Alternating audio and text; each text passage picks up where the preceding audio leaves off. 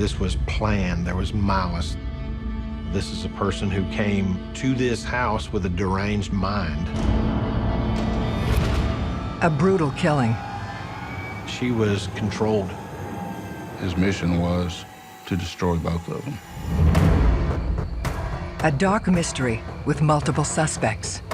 This is a very personal murder. He's going to be in charge. He's going to be in control and never be told no. You're dealing with someone who's a complete psychopath. A stalker is like having your own personal terrorist assigned to you. The truth will be revealed. It was chilling that someone's out there that can do this kind of thing. Every day in North America, dozens of people are murdered. The key to solving the toughest of these homicides lies in the final 24 hours of the victim's life. To crack the case, detectives must reconstruct that critical timeline. The minutes and hours containing evidence that can help unlock the mystery and catch the killer.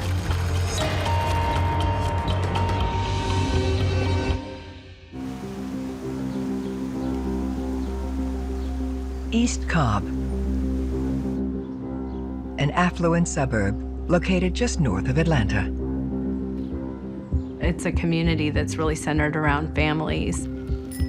It's known for having good schools, so people move there a lot for that reason. It's low crime, and it's considered a really safe area. But days before Halloween, this quiet community is shocked by a real-life horror. It came through as a 911 call. A little 5-year-old boy came home from school, and he was stabbed about 18 times in his chest. When you hear of a child who's injured by somebody, you're more with your foot through the firewall, driving as hard as fast as you can to get there. As detectives arrive on scene, 5-year-old Nick Smith is rushed to the trauma center. He was with a neighbor girl, Christina, who lived upstairs.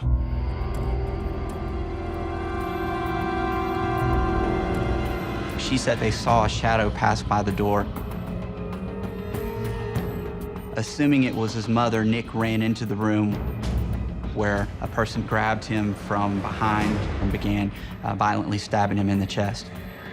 Christina wasn't able to really give us any identifying features. It was such a traumatic event for her, hearing the screams, that she literally ran out of the house. What could this little 5-year-old, 60-pound boy have done to anybody to have deserved to have been stabbed repeatedly in the chest in such a violent situation?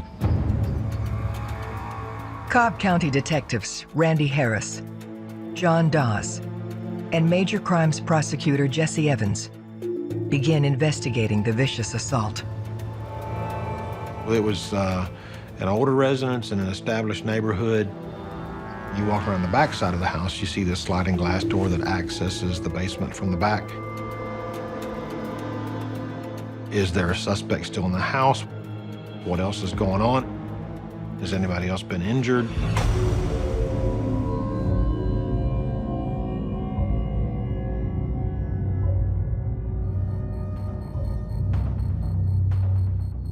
The two things that stood out the most were the broken knife blade, separated from its handle.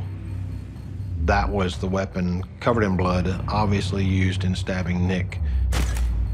We were able to determine that that knife blade didn't match the cutlery that Carmen Smith had in her apartment.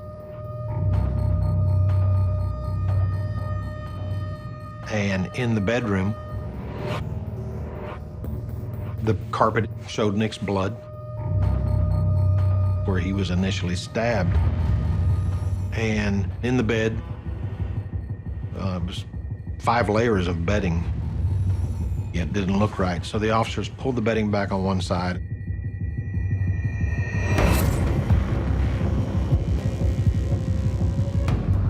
And there lies the lifeless body of Nick's mom, Carmen Smith.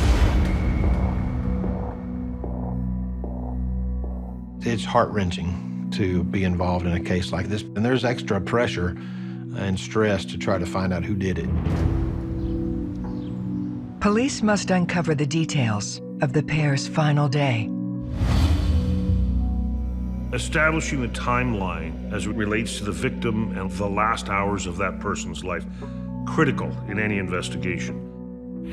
It generally opens the doors for the detectives first to understand the lifestyle of the deceased. And from that, you will draw the information to try to solve the crime.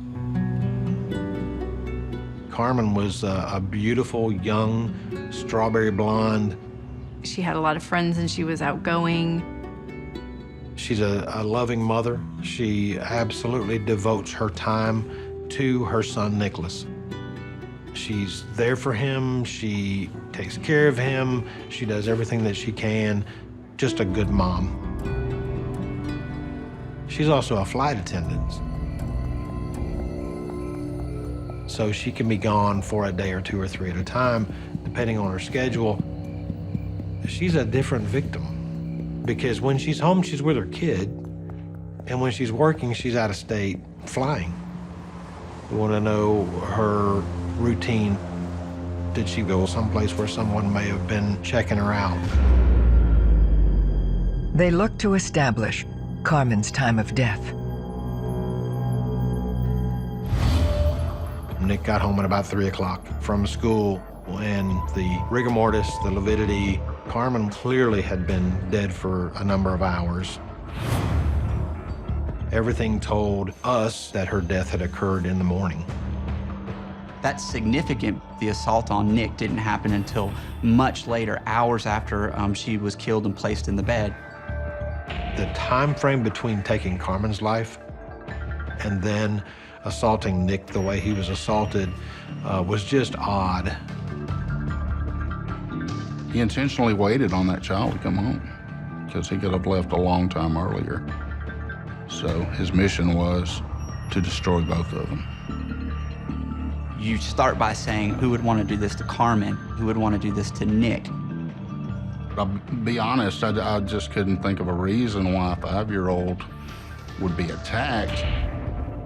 Detectives work the crime scene and examine Carmen's injuries for clues to the identity of her attacker. You collect anything and everything that could be evidence, blood or hair or any other forensic evidence, phone records. In that time, it took weeks, months to get the phone records. There were marks on her wrist, bruising, that were parallel lines, very consistent with handcuffs. She had an abrasion to her chin. It was an abrasion consistent with sort of carpet burns, or having been face down as the ligature was pulled tight against her neck. In addition to that, she had 2 small puncture wounds to her back, which would not be lethal, certainly would have been painful. The puncture wounds to her back were consistent with having been caused by an ice pick type instrument. And there was an out-of-place cord, almost like a cord that you would use for pulling some blinds back, that was there on the scene. It didn't match anything in the downstairs of this residence or even upstairs. It may have been the weapon that was used to strangle the life from Carmen Smith. We're talking about really 4 different weapons at a minimum here. You've got the ligature, you've got the knife that was used to stab Nick, you've got an ice pick, and you've got handcuffs that were being used to effectuate this crime as well. The fact that you have more than one instrumentality involved in causing the injuries to Carmen was pretty significant. It's not a crime of opportunity. This was planned. There was intent. There was malice. This is a person who came to this house with a deranged mind and accomplished what he came to do. The scene itself told us that there had been control. She was under the physical control of handcuffs and some kind of torture going on from behind. When you see a form of torture, there's a level of rage in there. So it starts to narrow down. This wasn't someone who broke into the house to steal the vault. It was chilling that someone's out there that can do this kind of thing.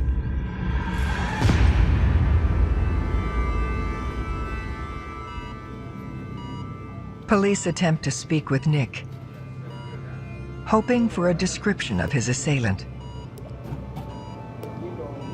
The child was rolled out on the gurney, and I saw a massive amount of blood on his upper torso, and overheard an emergency room trauma doctor asking him what had happened.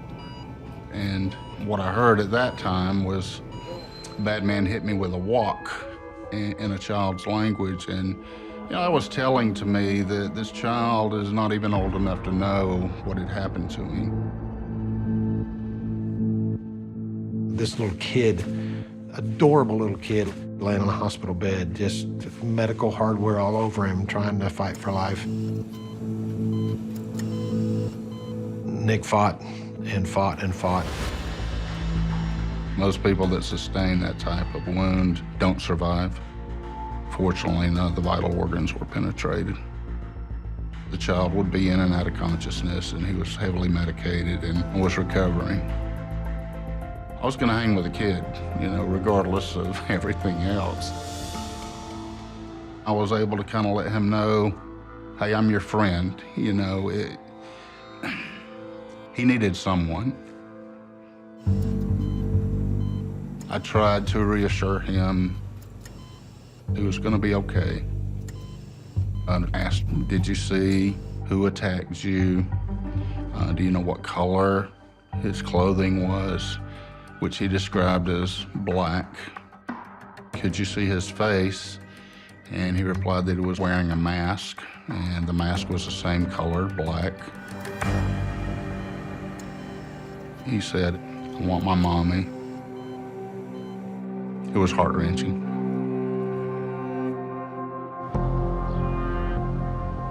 They need to locate Nick's father. Mike Smith was the ex-husband of Carmen. There are always automatic thoughts for a detective. One is Carmen in the victimology, recently divorced. So you begin to look at the ex-husband. You hear there's a divorce. You hear, well, there may be anger, there may be rage. Detectives learn Nick was supposed to be at his dad's house all weekend, until his mom picked him up unexpectedly. Mike kept Nicholas when Carmen was out of town. We learned that a couple of days before Carmen's death, she was working. And she wasn't feeling well and came home a day earlier than her schedule had provided. She wasn't supposed to be home. This means her killer likely knew about her last-minute change in schedule. Mike Smith knew that she came home a day early because he was angry that she interrupted with his visitation. In any divorce situation, especially where there's a minor, the parent who doesn't get as much time suddenly doesn't have their kid to look at and talk to and play with every day of the week. They're upset. It's just a volatile situation. Emotions get out of control, and some people can't control themselves. People knew that there had been frustrations, knew there had been arguments, knew that there had been a lot of problems because of the divorce. But the fact is, he could walk through that door of the hospital, and if he was our violent suspect, then I needed to know that. Detectives identify Mike Smith as a person of interest in the brutal murder of his ex-wife, Carmen. The hospital started telling me that there were visitors being received, family members, friends. In a lot of cases, somebody that means you to do harm will come to the hospital and try to finish what they started. They track Mike down, and after a brief interview at the station, he's brought to the hospital. His emotions are obviously at a high point. The main thing that came to us was studying Mike, backgrounding Mike, sitting down and talking to Mike, looking at his face. He acknowledged accurately the relationship, the cause of the breakdown, and everything that had been going on. Mike tells detectives he spoke to Carmen by phone at 7:30 a.m. that morning, right after Nick left for school. The interview of the last person to speak to the deceased is very important. It starts to narrow down the time of death. You learn from the last person generally the state of mind of the deceased. Mike admits they argued on the phone. Mike Smith was angry that she came home early and grabbed up Nick. Mike was going through a lot of emotional issues. They did have some jealousies going on with dating new people and that sort of thing. The motivator with Mike always comes back to the same thing for me. Do I think that Mike had concerns that Carmen was seeing another man and there was some jealousy there? Yes. Do I think that Mike would have had concern about another man being involved in his son's life? Yes, absolutely. His familiarity with their home is another factor. A large component of the investigation was how somebody got into the house. When police officers respond to the scene, they don't find that there's any forced entry. There's not a door that's been kicked in. There's not a broken window or anything like that. This is clearly somebody that's found their way into this crime scene and done so in a stealthy manner. We learned Mike would oftentimes come to the house and stay with Nick when Carmen was absent due to her work schedule. He knew the house. He knew the inside of the house. He knew the outside of the house. So you've got motive and you've got opportunity, but you need something else because beyond a reasonable doubt is a very high standard. So the police have to nail down that suspect's alibi, because if they can't nail down an alibi, that opens a crack through which the defense will drive a truck. Mike had an alibi with work, but there was still a part of that day when he could have gone over there and committed a crime and left. Alibis are very difficult at times to disprove. Police officers often work on gut feelings. So when you have a gut feeling, you have to pursue it. You know your case. You are living it, you're breathing it. Police need to find another way to rule Mike in or out. Law enforcement intentionally allowed him to see Nick because they wanted to gauge the demeanor between the two of them. If it was your loved one and you realized that something this horrible had happened to them, you would expect that there's going to be an emotional reaction. When you don't see that appropriate demeanor, that's a red flag. I gave them space and their privacy, but I moved to a window where I could observe. And when that child woke up and reached up for his dad, at that moment in time, I said, he's not a suspect. If his father had had anything to do with that, he certainly wouldn't have expressed that kind of comfort. His dad was in tears, he was in tears.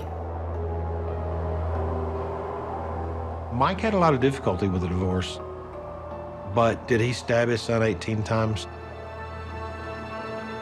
No, not a chance.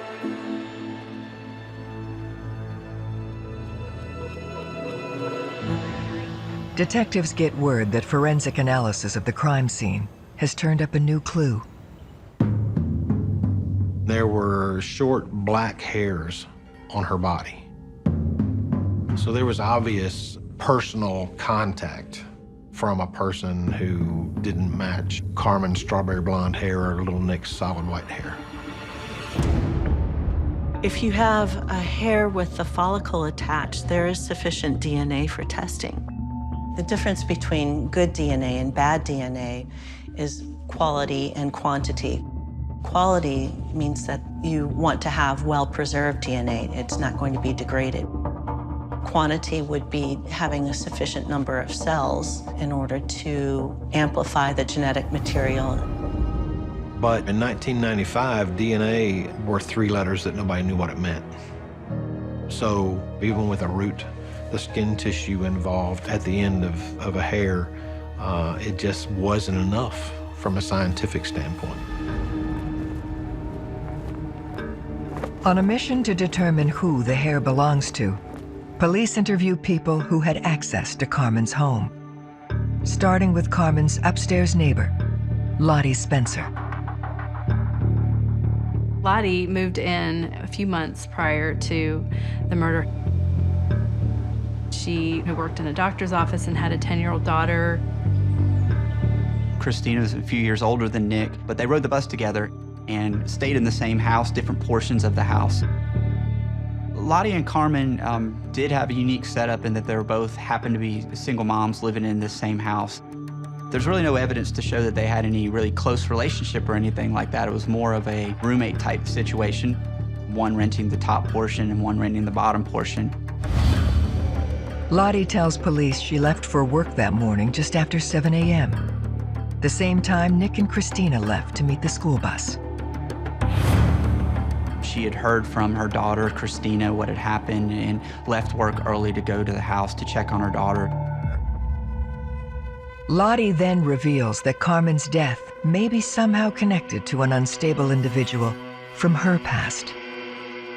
Lottie was able to articulate for us a pretty terrifying series of events that have been going on for almost a full year in her life. Lottie and Wasim Dacre met playing paintball on the same team with each other. So they started off kind of getting to know each other in a social context. She said that she had initially reached out to him and tried to be a friend. She was trying to be like a big sister to him because he was confiding problems at home. At the time, Dacre was a 17-year-old student at Georgia Tech University. He started to become obsessed with her. He was going to her office. He was following her around to restaurants. Pretty soon, she wanted a more hands-off relationship with him. She was becoming more concerned about his bizarre behavior. So it got to a point where he just wouldn't take no for an answer. After repeated requests to be left alone, Lottie went to the police. He was charged with harassing phone calls. There was a stalking charge against him. He was ordered to undergo some psychiatric treatment.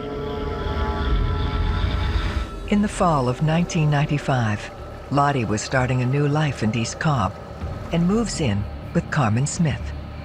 Lottie had just learned that Dacre had been released from a hospital. He was free to do whatever he wanted to. He's a stalker.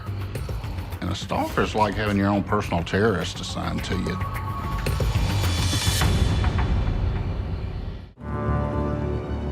The discovery of a man stalking her upstairs neighbor dramatically shifts the focus of the Carmen Smith murder investigation.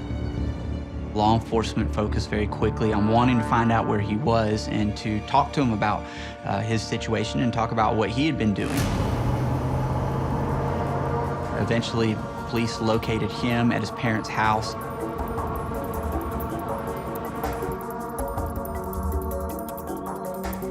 He's kind of a weird and awkward guy and troubled, it seemed, you know, from all indications, and yet very intelligent.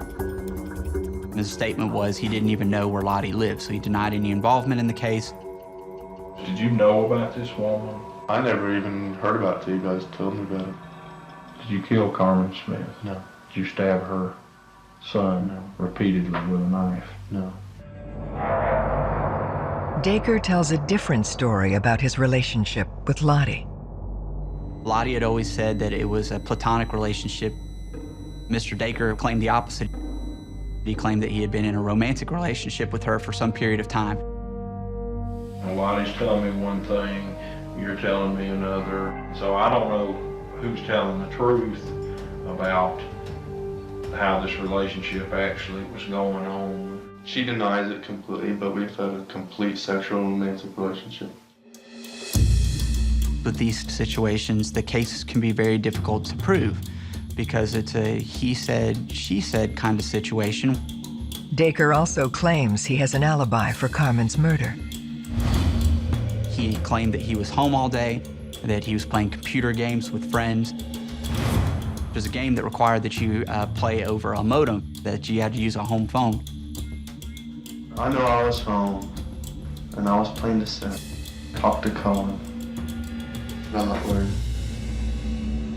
When we did finally speak to his friend, yes, indeed, he said that he had been playing this game with Mr. Dacre.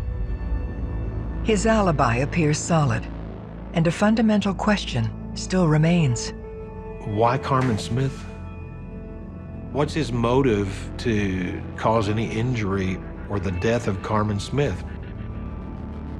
Everything that we looked at in the case told us that Carmen and Dacre probably wouldn't know each other if they saw each other on the street. Detectives turn their attention to other men in Carmen's life. We talked to family members about her lifestyle and people that she was seeing, people she had dated before. Carmen had just turned 30 years old, a very beautiful young lady.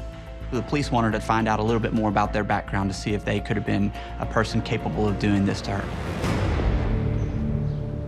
They learn about one individual Carmen had been spending a lot of time with lately. John was in communication with her. I believe he knew about her flight that weekend. John lived not too far away. He knew her routines, her schedules. He knew where she lived. John is brought to the station for questioning.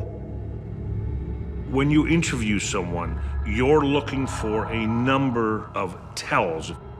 Body language is just one of them, and it's a very small part. There's certain very basic defensive positions people take when they are not sure, when they feel threatened by the question.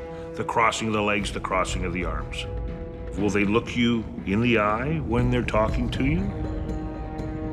When John was interviewed, he acknowledged his attraction to Carmen Smith. He acknowledged that they had been out. He talked about Carmen had confided in him.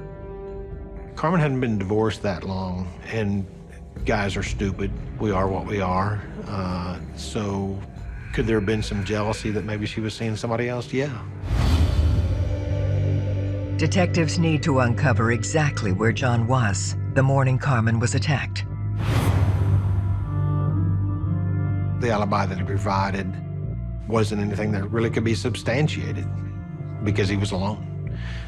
So that makes it difficult.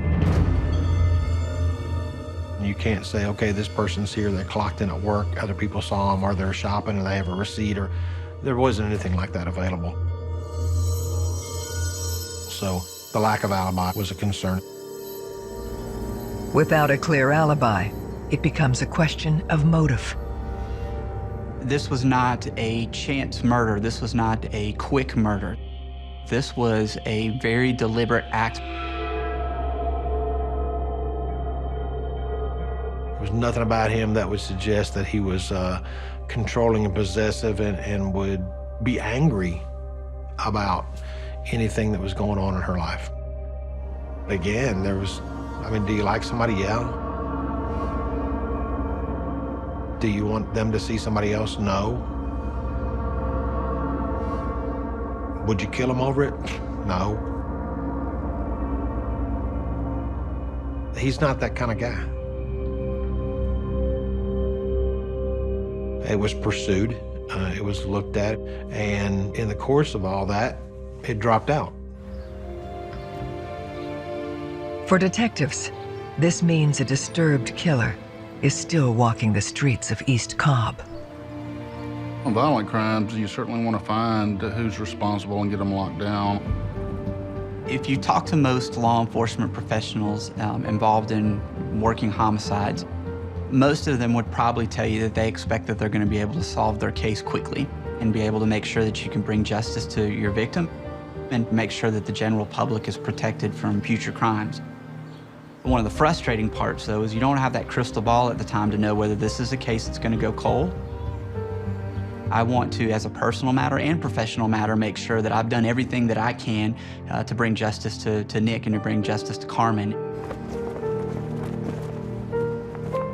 I remember the stress and I remember the focus in the office. This is it. You live it, you breathe it, you eat it, you sleep it or don't sleep it. I don't sleep much. It's an overwhelming burden. You have to do everything. And in order to do that, you have to live that case. That victim is mine. Carmen and Nicholas Smith are mine. After weeks of waiting, they receive a key piece of evidence. Probably one of the first times that law enforcement had obtained phone records in a case like this. Remember, in 1995, it was a very difficult task to figure out whose number was called. Within the massive paper trail lies a shocking clue. There were calls made from inside the home that day. One call was placed from the downstairs portion of the house, Carmen's portion of the house, upstairs to Lottie's portion of the house. And the records clearly showed to us that this call was placed after she had been murdered.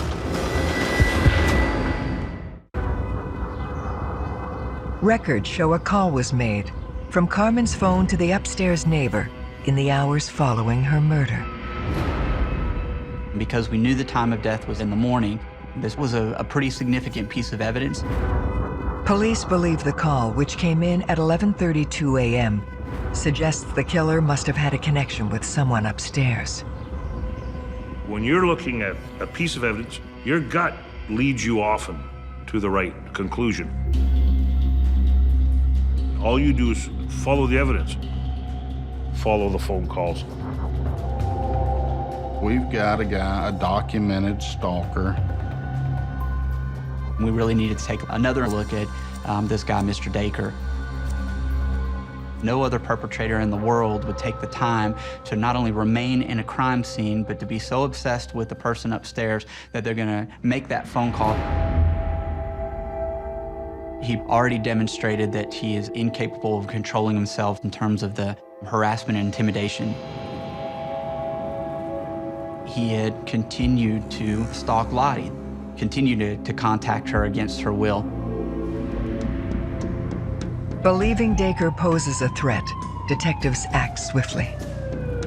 It became clear that law enforcement could prove several counts of aggravated stalking here in Cobb County. A decision was made to arrest him for those counts against Lottie in the hope that they could further their investigation. There was never a, we can't get him for this, so let's get him for this. The aggravated stalking was an obvious crime, and it's a dangerous crime. He was brought to the police station. He continued to deny knowing Carmen. As part of his arrest, Dacre provides blood and tissue samples. Police also execute a search warrant of his home.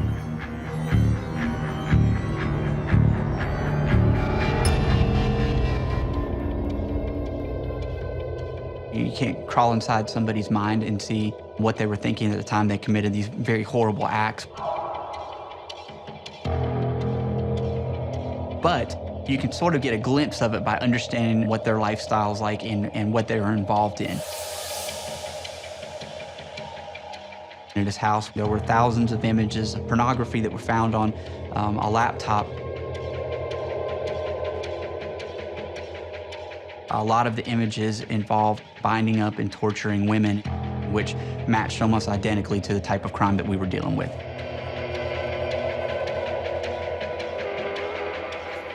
We found some email correspondence in his inbox where he had apparently asked for books about some really terrifying things.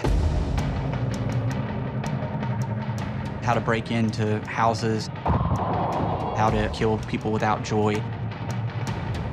One of the books in particular talked about how you could effectively use an ice pick as a weapon to control your victim. We did find ice picks that he used routinely to clean his paintball guns, and some knives that were the same brand as the broken knife blade that was left at the crime scene. So he had access to the type of weapons that were clearly used on Carmen.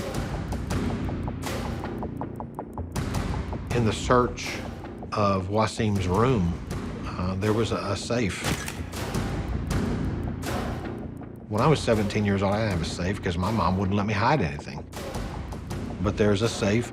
And when it was open, there's a handcuff box, and it's empty.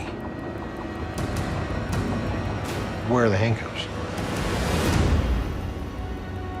The most telling evidence is found discarded in his room. A couple of letters that were found in a trash can. He was writing about his thoughts about Lottie, one of which was particularly chilling. It was ripped up, where he closed the letter by basically saying that he had a foolproof plan to get back at Lottie, but that he was going to somehow let her live. My impression is that he wanted to cause Loretta Spencer Bites more pain than she could tolerate without putting physical pain on her. You start to understand that this might be a case of displacement, where an offender is clearly taking out his anger against one person and using it against somebody else.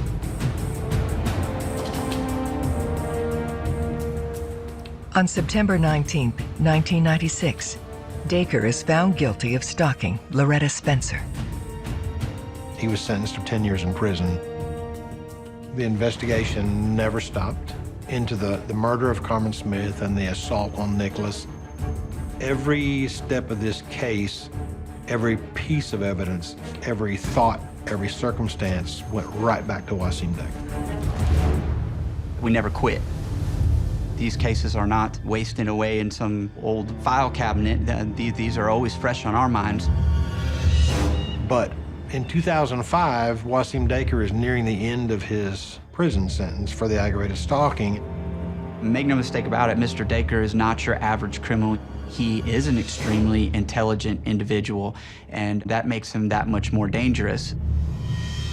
He's not going to be told no by a judge or a doctor or anybody else. He's going to do whatever the hell Wasim Dacre wants to do. You certainly want to keep that individual off the street. There's always a sense of urgency, and we're going to bring you to justice.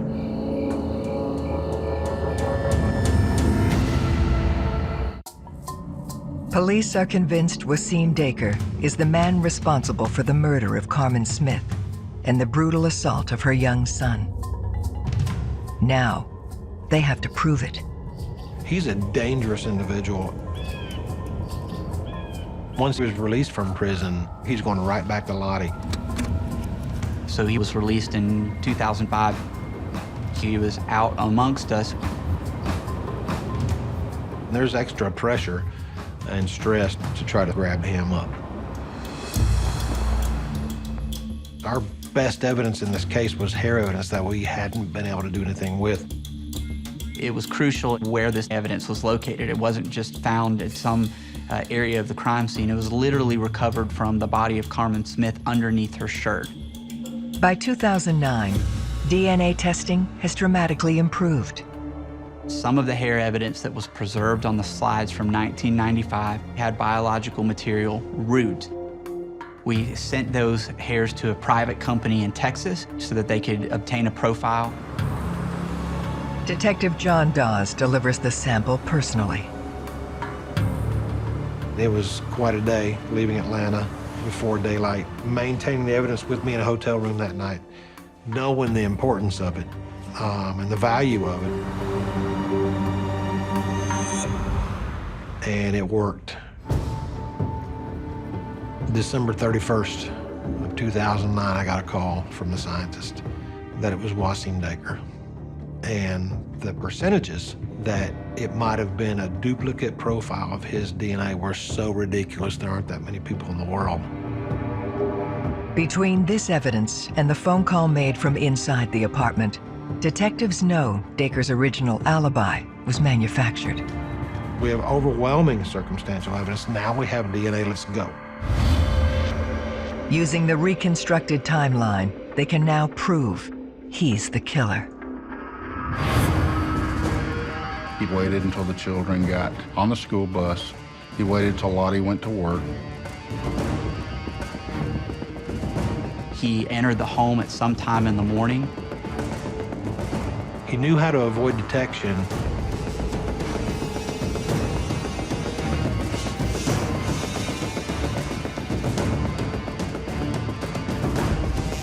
We know that at some point she was placed in handcuffs. We know that he stabbed her in the back with an ice pick. There were deep ligature marks that were left on her neck, clearly showing that she died of ligature strangulation.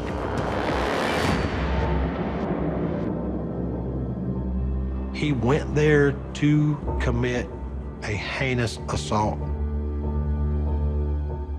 He's absolutely a conscienceless, unremorseful killer. And then to sit with her dead body for hours, relishing in what he's accomplished, to the point that the 5-year-old son comes home. And to grab him around the neck and stab him repeatedly in the chest.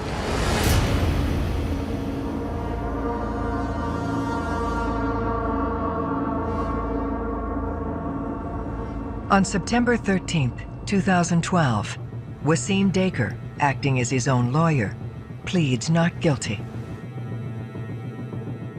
Nick testified that he took his mother from him and that he was always going to have Wasim's rage stamped on his chest, basically, in the form of those stab wounds.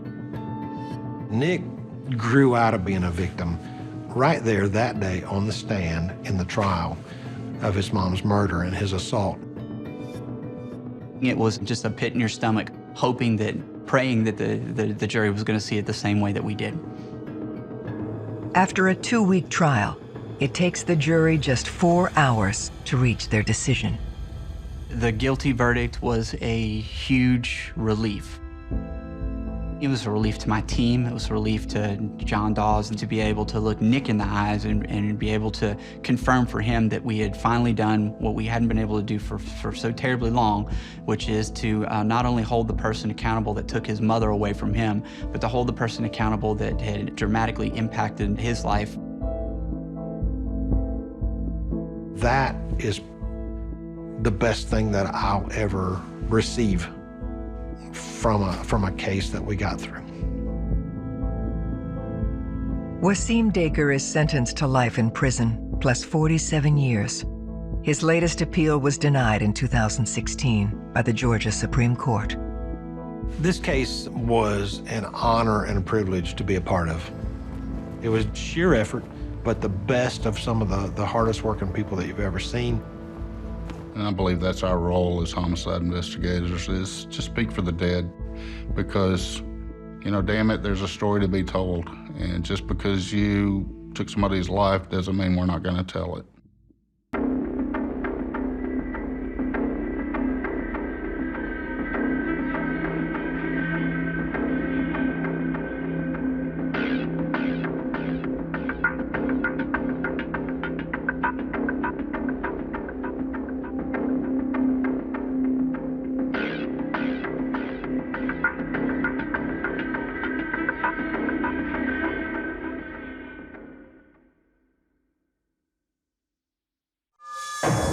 It was heartbreaking. These 2 innocent girls were viciously murdered. A brutal killing. Both victims were killed by asphyxiation, cord wrapped around their throats. A dark mystery with multiple suspects. Everything was a possibility. Stalkers, someone they met or brought home. You want to try to narrow in who's the last person in that apartment. When you find out that they have some aggressive tendencies, that makes them even more of a suspect. The truth will be revealed. There was something psychologically wrong with him. Dealing with people like that, anything's liable to happen. Every day in North America, dozens of people are murdered. The key to solving the toughest of these homicides lies in the final 24 hours of the victim's life. To crack the case, detectives must reconstruct that critical timeline. The minutes and hours containing evidence that can help unlock the mystery and catch the killer.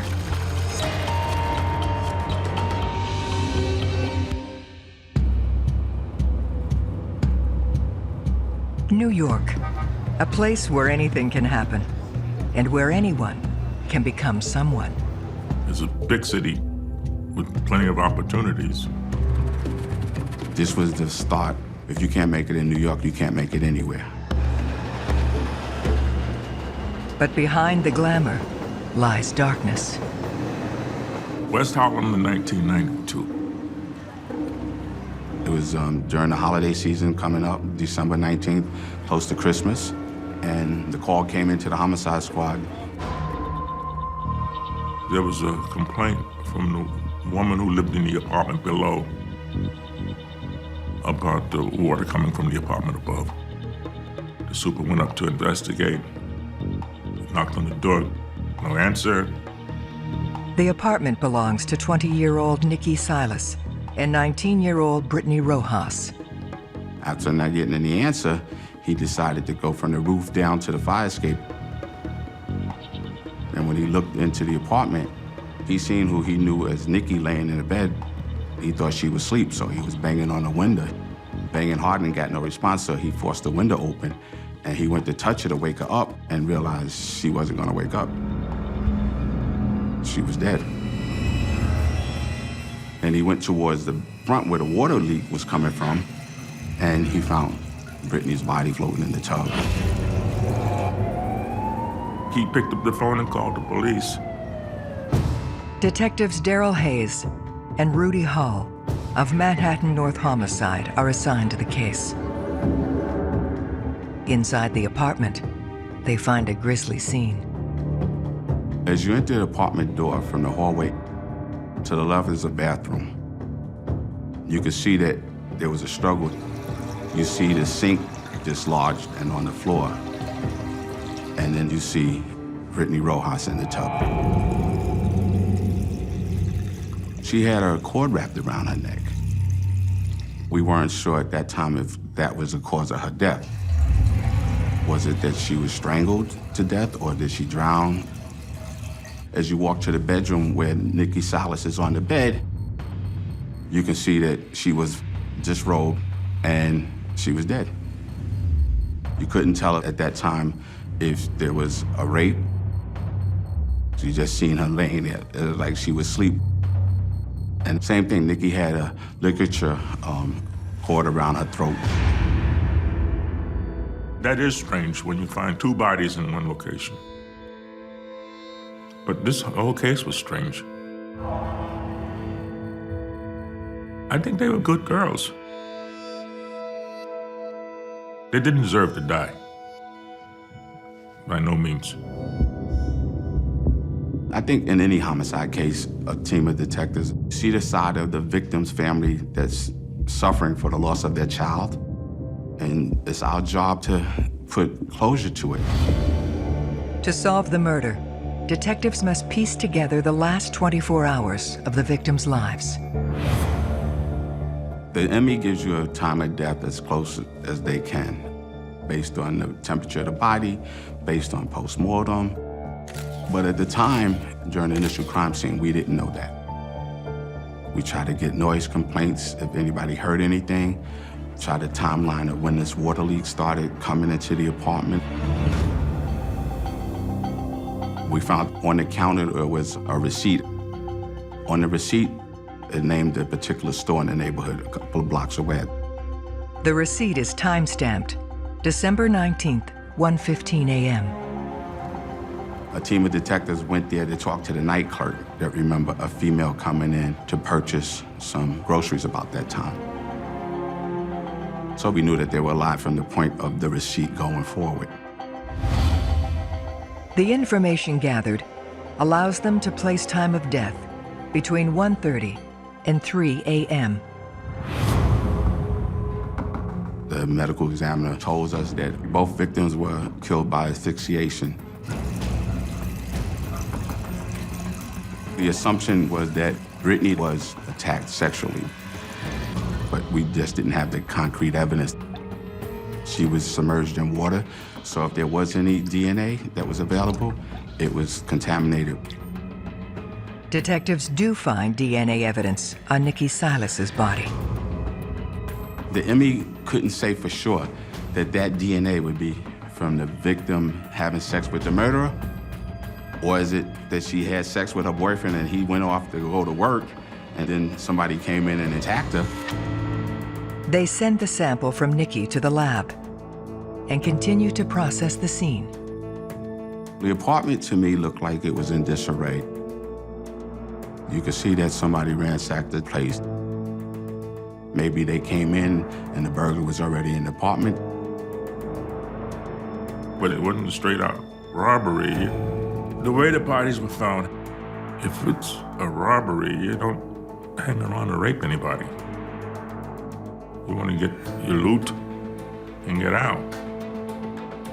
It showed no signs of forced entry at the front door.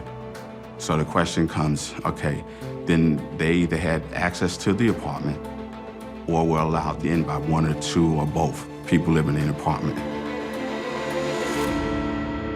Police then discover a handwritten note at the foot of Nikki's bed. It said, train directions to and from Queens to Manhattan, and getting off at the exit closer to their house. We were determining if somebody was visiting the apartment that never been there before, that they needed directions. We didn't know if that was something old or new. You couldn't put a timeline. It didn't have a date. How significant at that time, we couldn't determine. In most instances, a murderer doesn't just kill random people. There's usually a connection. And if there's more than one dead body at a scene, usually the police can determine whether or not the second person was just an accident, essentially, in the wrong place at the wrong time. With no way to know which one was targeted, detectives start to trace both girls' contacts. In most homicide cases, we always request the phone logs. You want to try to narrow in who's the last person that somebody in that apartment spoke to. Then you want to talk to that person or persons and say, well, did they indicate they were having problems with anybody? Normally, you can get them back in a short period of time. But keep in mind, this is December 19th. It's close to the holiday season. And at that particular time, they had an active kidnapping homicide case going on. So it's delayed the phone records coming back on a timely fashion.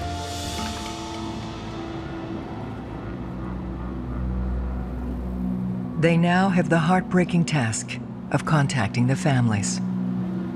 It's hard to make notifications to a family member saying that somebody's deceased or passed away. You want to make sure that there's other family members and a support mechanism there that could help, because you don't know how they're going to react to it. I was just going to bed and the doorbell rang. There were 2 policemen there. And they said there's been an accident in New York. And at the time, I couldn't click it. I just couldn't think, well, Nikki doesn't drive, so it couldn't have been a car accident. And then when they came in and they told us, it was like somebody pulled the rug out from under me. And my husband just fell apart. Detectives learn Nikki was a college student from Massachusetts, and Brittany was from Queens. Brittany moved in with Nikki after Thanksgiving. Her mother still lived in Brazil. I just think she was all alone as far as having a parent around. The family had mentioned that Nikki was into dancing and doing videos, and it was determined that she did a video with one of the Caribbean artists named Shabba Ranks. They had ambitions of being in the show business world, the dancing and all the glitter that goes along with that. I think that was her goal, to make contacts. If she got in the video, maybe she would have a chance to do some acting. She had been home that Thanksgiving, and she told me that she couldn't pay the rent anymore. So her plan was to finish college there for the semester and come home. She came home on the 22nd, but not the way I expected. She came home in a casket. Detectives also interview Nikki's brother Damon about his last contact with her. About 9 p.m., Nikki's on the phone with her brother who called her to see what's going on, and she's telling him that she's got company, they're playing cards. No names were given. Now we gotta find who that person or persons are. Nikki's family does have an idea of who it could be. When the police told me she had been murdered, both Damon and I said, it's gotta be Cooley. Cooley was Nikki's boyfriend. Nikki telling her mother that Cooley was a vicious person that attacked her and was abusive to her. I said, I didn't bring you into this world to be abused. I said, you need to get away from that. But she wasn't gonna leave New York, as far as Cooley was concerned. Usually the boyfriend or the husband is the first person you look at as being a suspect. And when you find out that they have some aggressive tendencies insofar as domestic violence, that makes them even more of a suspect.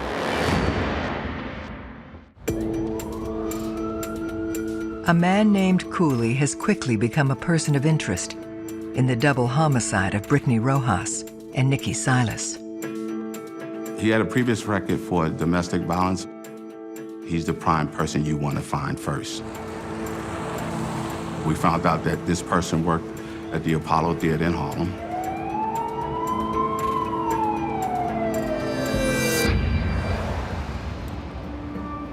When he's brought in, initially, we challenged him with the things we found out. He was forthcoming, saying, yes, we had relationship problems. We were arguing all the time, but he denied ever putting his hands on her. He denied ever threatening her. But yet, he did say that he didn't want her to be around people, socializing with people, and felt that with her being in the video business and meeting celebrities, he might lose her to somebody else that was more successful. You say to yourself, you know, hey, he has an anger issue, but is it enough to say that he would be willing to commit this type of murder? They need to know where he was between 1 and 3 a.m. Cooley had an alibi that had to be checked and verified. It was sketchy. It wasn't enough to say he couldn't have made this time frame of when we believe the homicide took place. Detectives try another tack to link him to the crime. When we said, well, we want DNA, he didn't hesitate. But it could be, hey, that's my girlfriend, of course we had sex, so you can have my DNA, I didn't do anything wrong. Despite his shaky alibi and a potential explanation for the presence of his DNA, it's still not enough to physically place him at the scene. We went back to the neighborhood and we discovered someone who noticed something interesting in the apartment building or in the area. Daniel Ramirez was the assistant super. He would have known who belonged in the building and who didn't. He's very observant. He happened to be there that particular day, a little later than 1 in the morning. Ramirez reports that he sees these two African Americans leaving the building. One looks very upset. He's so agitated to the point that he throws up, leaving the building. The other gentleman was carrying what he believed to be either a duffel bag or a laundry bag with a safe that was protruding out of this bag. Daniel Ramirez helped the sketch be composed of what he saw of these individuals going down the stairs and out the building. Cooley had to stand in a lineup, which he consented to. And Mr. Ramirez observed the lineup with Cooley in it, and he did not identify Cooley in the lineup as a person or persons of the two people going out of the building during the time that we believe the homicide occurred. After the interview, the results came in that it wasn't his DNA. That proved to us at that time that he wasn't what caused her death. With Cooley ruled out, detectives revisit the crime scene evidence. They examine letters addressed to Brittany Rojas. We found out that Brittany was in communication with an inmate that was being held at Rikers Island, knowing that he was incarcerated at the time. That proved that he couldn't have done it. But maybe he says, you know what, I know that they felt threatened or they were having some personal issues in their life that might have been the reason that they were killed. So we had to go interview this person and have a conversation to see if he might have been aware of any reason anybody would have been after attacking Brittany or maybe her roommate, Nikki Salas. He said he loved her. He claims he didn't know that she was having any problems with anybody that he might have been aware of. But during the interview, it was mentioned that one of the locations that Brittany and Nikki worked was in a peep show called Show World. It's a bombshell for detectives, and the Times Square location is well known to police. When the Navy comes in with the big ships, the sailors come in, the first thing they do is they go to Show World, put their money in, they want to see dancers on stage, take their clothes off. And that's where a lot of these celebrity dance artists and stuff would go to pick girls that sit in on a video shoot and perform and dance.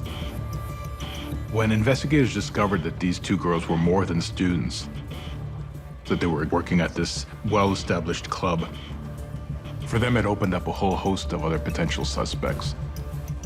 Establishments like this attract a certain criminal element. So my initial thought was whatever happened to them came from Show World. They learn it was here where Brittany and Nikki first met and decided to become roommates. Some people believe it's a lot of seedy females that work there, but 90% of the females that do work there are school kids. You know, going to school, trying to support their education. They got a percentage of what slots money came in, and that's how they made their money. It pays well. On an average night, they can make $400 or $500. But while Nikki and Brittany lived on the straight and narrow, many of the customers did not. You have people that come in there that have drug abuse. You have people that come in there that are sex crime perpetrators. Everything was a possibility. Stalkers, someone they met. The visitors, the men who are there, can see who's making the money. And it's not very difficult to imagine a scenario where the patrons of a strip club will follow home a dancer and attempt to rob them. When you're dealing with people like that, anything's liable to happen. Detectives question the girls' co-workers. Brittany had a regular person who she used to date from the show world. An admirer, an older person. He was giving her a lot of attention and cash. The term was sugar daddy. Brittany was known to spend time with him outside the club. One of the theories was that because he knew where she lived, that maybe he was there on that particular night and something went wrong. Maybe he says, hey, you can't be around nobody else. You're gonna do what I say. I'm giving you money. And she refused.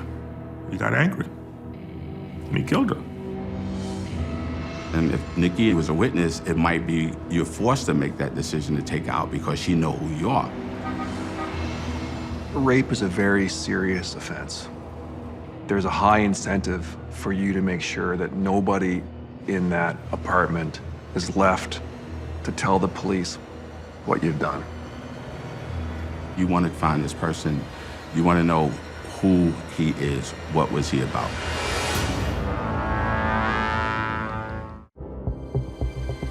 The discovery that a sugar daddy dated murder victim Brittany Rojas has detectives staking out a Times Square nightclub.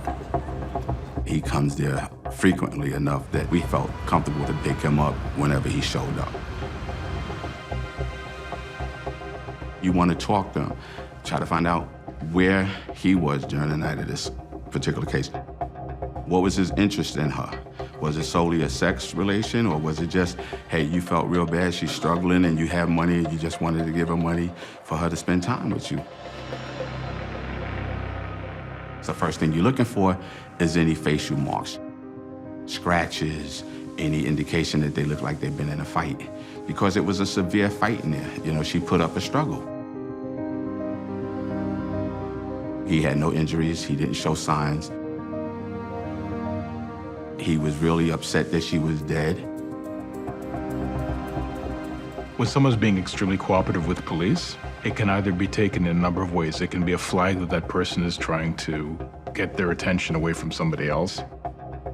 Or it could be that they sincerely want to work with the police to try to get something solved. You ask him a question, he answered it as best he could. I'm not gonna say it was a love relationship, but he really liked her. He felt real bad and said, if there's anything that I could do to help solve this, I'd be willing to. And the alibi that he gave was substantial enough to prove that he wasn't a part of the crime. He couldn't have made it to that location and did what he had to do and get back. His DNA didn't match Nikki's, and he was ruled out.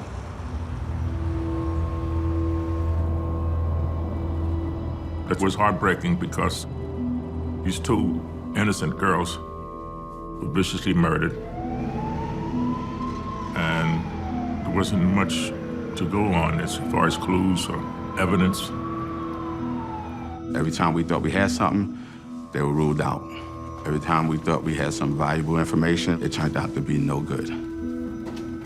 So you're trying to put the time pieces together, and there was no other fingerprints in there that we can come across. So the case is what we call stale. You're back to ground zero. For Nikki's already grieving family, what the case uncovers only causes more pain. When they told me that she was working at Show World, I was shocked.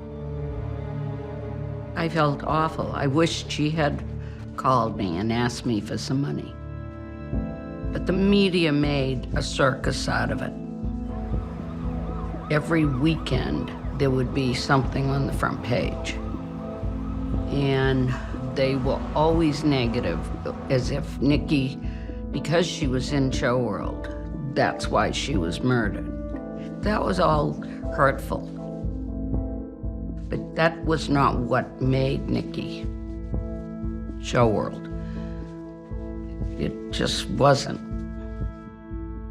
She was a good soul.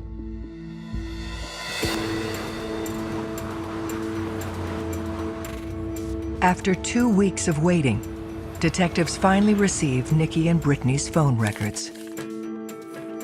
We noticed that a phone call was made from the apartment to a number listed in Queens around the time the murders occurred.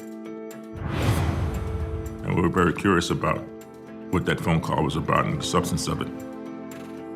And keep in mind, we had the directions that was given to how to get to Nikki and Brittany's apartment from Queens.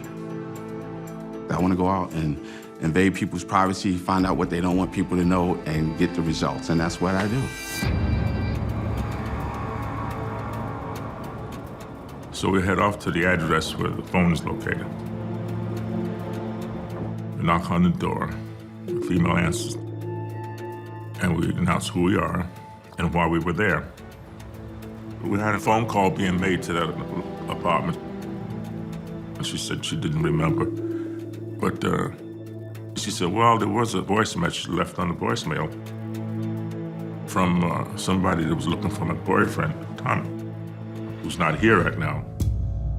And this person sounded very agitated and excited.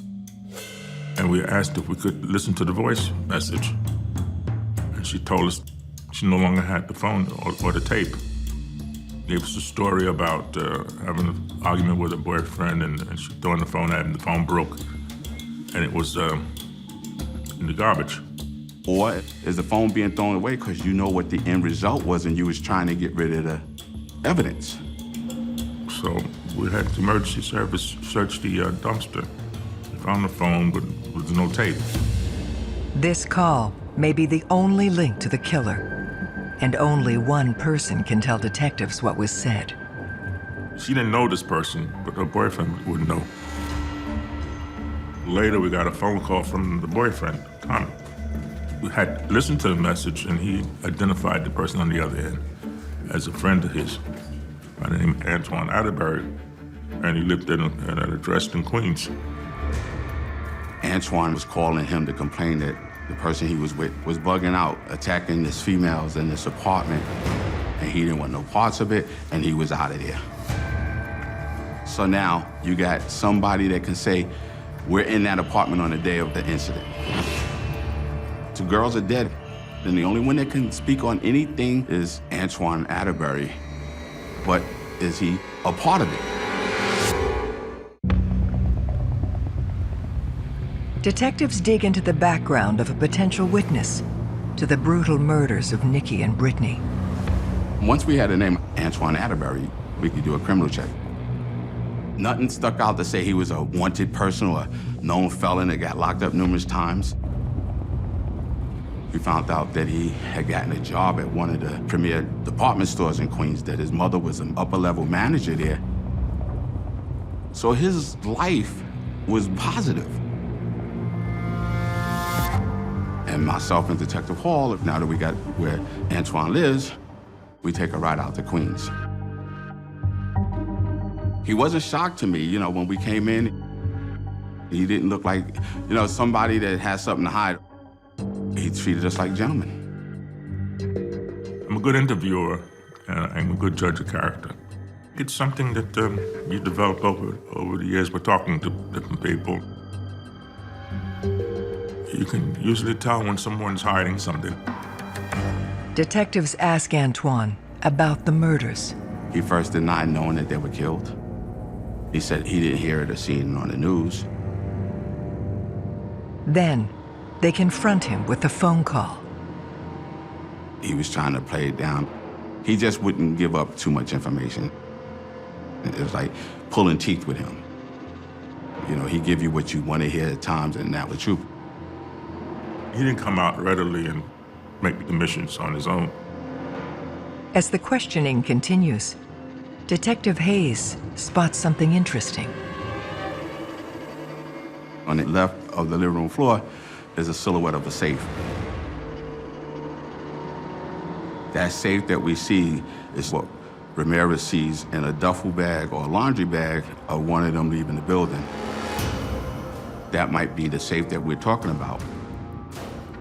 I cannot say how shocking it was that it would be invisible sight. In a murder investigation, there's really no such thing as coincidence.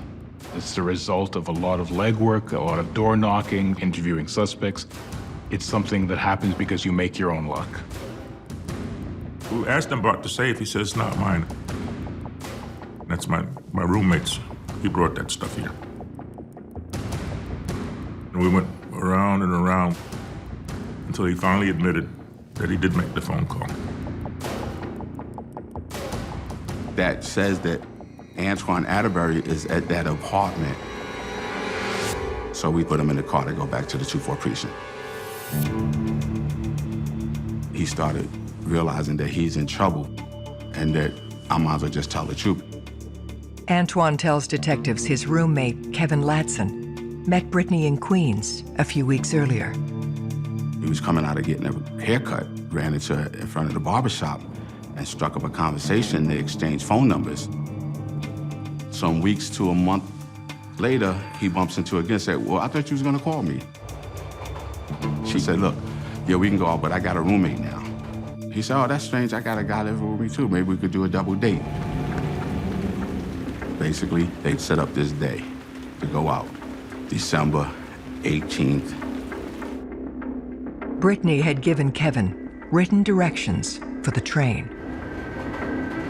Those were the directions that we found to how to get to Nikki and Brittany's apartment from his house in Queens. Antoine says that he and Kevin got to the girls' apartment around 8 p.m. They spent several hours playing cards. Then, Antoine claims, late in the evening, he left the apartment with Nikki. And when they came back, they found Brittany's body, and Kevin was all agitated. He tells us that Kevin snatches Nikki, and that's when Antoine starts making the call. And when he makes that call and he leaves that voice message, he says he runs out the apartment, and he made it clear, I left that apartment, I didn't leave with anything, I ran out there with nothing. He don't know exactly what time Kevin came down, but he was already out before Kevin. But the question always is, besides calling your friend, why didn't you call the police? People put themselves into a crime scene and realize they have to get themselves out with minimal guilt. So we don't know. Did they both do it? The only way to verify Antoine's story is to find the other man who was there that night. We went back to Queens looking for his roommate, Kevin Latson.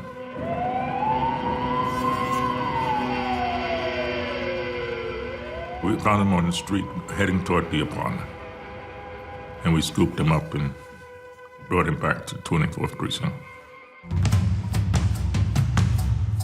We walked him by Antoine to make sure that they both know that they were both there. Officers will often place someone against the other person. Well, what they'll do is they'll go talk to one person and say, did you know this person mentioned this about you? It may not always be true, but it's a way to try to find out who the true culprits are. Kevin was upset because he thought Antoine was stalking. He was more upset about that than anything else. There's a huge amount of contempt on the streets for rats. If you talk to the police, or you get called out as being a rat, even if you're not one, your life can be in danger. Detectives need to break Kevin's silence and discover who really killed Nikki and Brittany. He didn't show any signs of remorse. He didn't show any signs like he didn't care. He just was one of those like, all right, if y'all ain't got no evidence, I'm out of here. He was cold. We was telling him, you know, you're gonna go down. This is your opportunity to come clean because your buddies are giving it all up and he's blaming you. He never broke them. Kept denying. Where in Atterbury was very open, remorseful. Kevin was just the opposite, which made me believe Antoine more than I did Kevin. Investigators have one more card to play in Daniel Ramirez. The witness, who can possibly place both of them at the scene.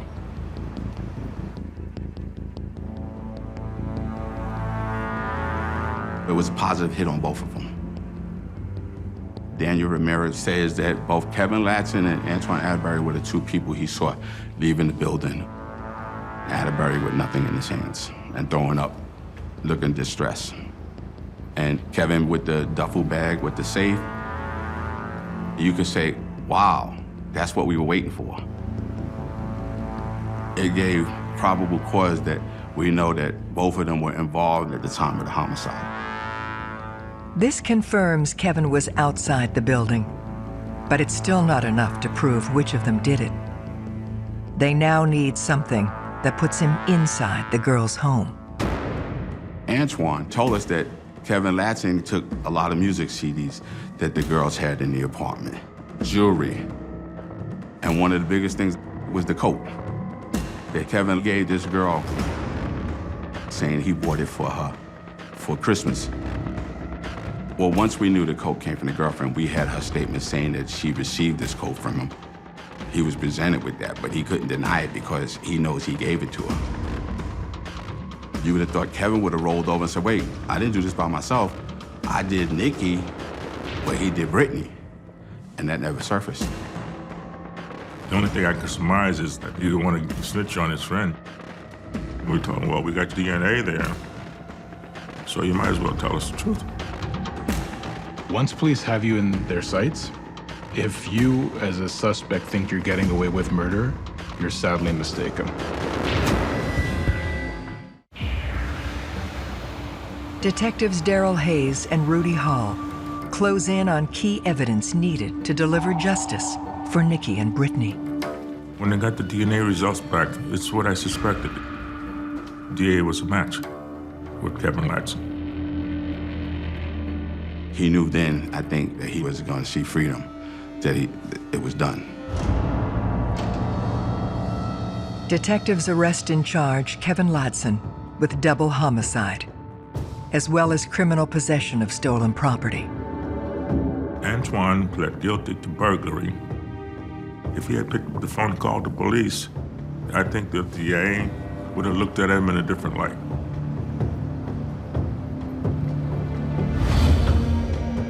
They now know the details behind the last 24 hours of the young women's lives and how a casual date brought them into the orbit of a heartless killer. Antoine leaves Queens with Kevin. They get on the train.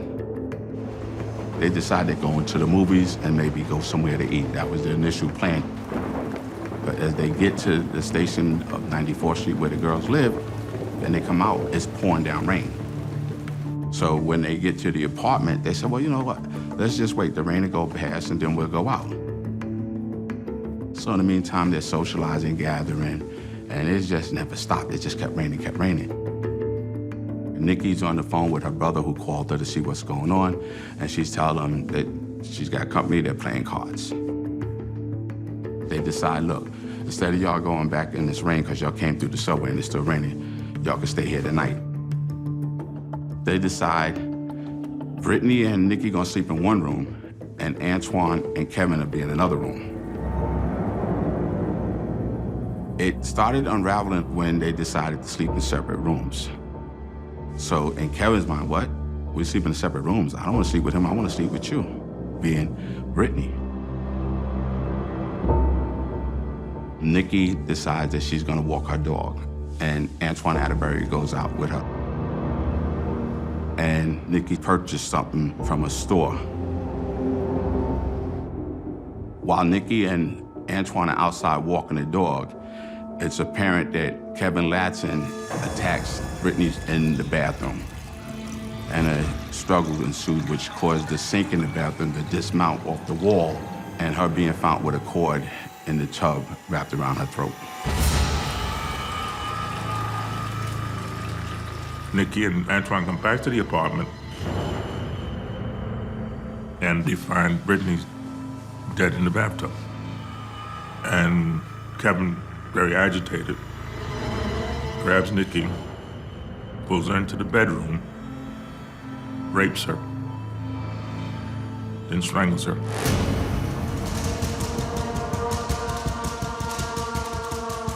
Antoine decides to pick up the phone and call a friend of his out in Queens and tell him that Kevin is bugging out, he's attacking these girls, and I don't want to be a part of it, and I'm out of here. They leave the apartment after taking the safe, some jewelry, and some clothing, and they're seen by the super helper, Daniel Ramirez, downstairs, leaving the building. Kevin Latson was there for sex. I think he killed Brittany because he make sexual advances toward her and she refused. And it angered him, and he strangled her. In March 1995, Kevin Latson is convicted and given 40 years to life. Latson, there was something psychologically wrong with him.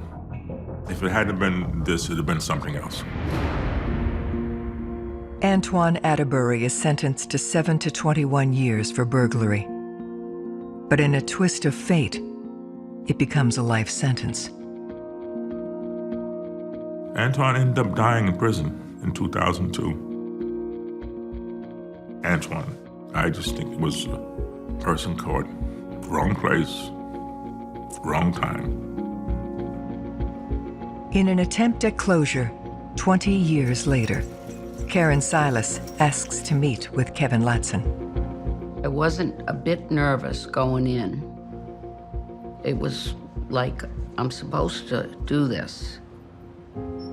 I started talking first and, told him that I didn't hate him, but I hated what he did to Nikki, what he did to us, how he changed so many lives, and how it affected so many lives. He said he made a big, stupid mistake. He wished he had never done it. He apologized many times for what he did to us. I truly believed he was remorseful. There was nothing cocky or put on about him. He was real. I came out of that prison like someone had taken a weight off my shoulder. In this particular case, after it was all over, I thought to myself, I said, oh, how sad that they had to come to this fate. Nikki, she'll be young forever. I think about her and think, would she be married? I think about her kids. If she had kids, I miss that that's not going to be. But I still have a lot of blessings. That's what counts. It's not what's missing, it's what you have.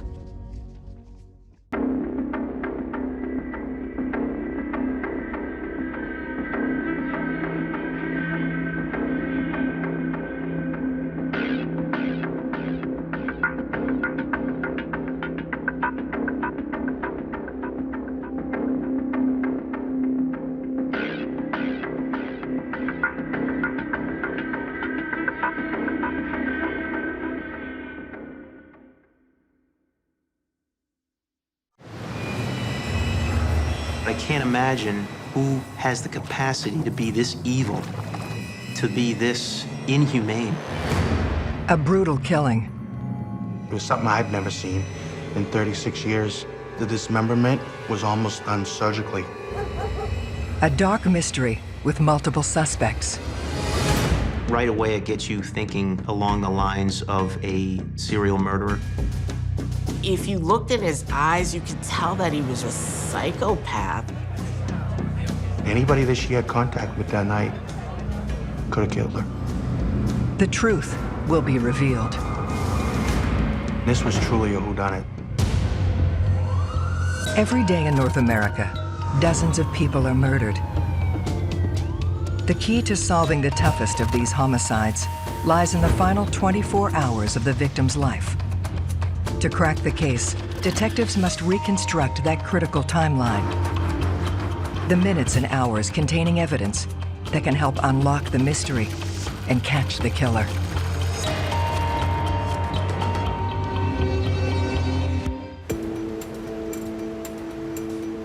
Manchester, New Hampshire, a blue-collar former mill town threaded with waterways.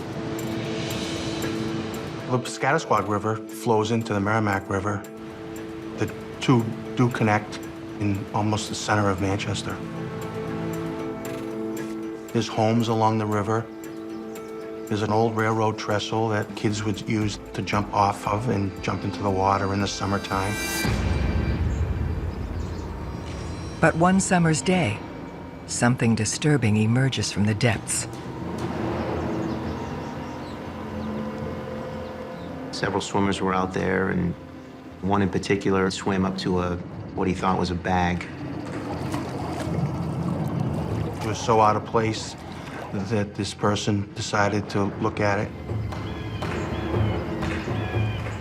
He looked inside and thought what he saw was a body of a small child or an infant. These people were just horrified. Detective Lieutenant Mark Putney and Detective James Susi are immediately called to the scene. All your adrenaline and everything just kicks in, and I flew over to the west side to the Piscataqua River expecting to find a baby inside of a bag. When I opened the bag, the first thing I saw was a torso of a woman. Headless, armless, and no legs, face down at the time. It was obvious to us that she had been dismembered. It was something I've never seen in 36 years, and I've investigated probably over 50 homicides, so it was very disturbing. Who could do something like this to another human being? Things start running through your mind as to, what happened and who is this person. Without the head, it becomes much more difficult to identify somebody because you don't have any dental records, you don't have any basis of comparison. We knew we needed to start conducting a search. The water, the trestle, the walkways, the marsh, the entire area, in hopes to find the remaining body parts.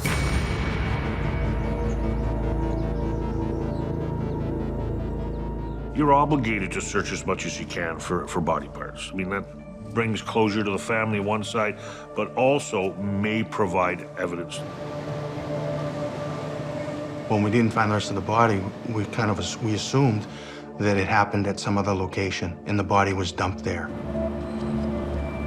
So now our crime scene really went citywide. We didn't have any idea where this happened. An examination of the torso yields a key detail. She had a tattoo on her right shoulder that had the first name of Mary. They immediately cross-reference the name with the town's recently disappeared and get a hit. Mary Stetson was reported missing that morning by her oldest daughter, Tamara. And they came and picked us up, and we went down to the station. It was weird because I was sitting in the car and I seen a helicopter up in the sky and people heading over towards the water where we live. And I was like, oh my God, what's going on? There's no delicate way to tell someone that their mother was dismembered. You have to just explain it. And yeah, it's something that you don't forget.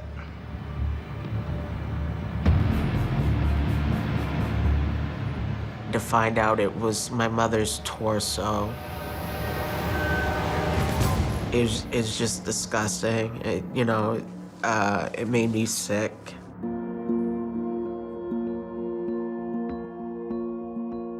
That's when my life changed,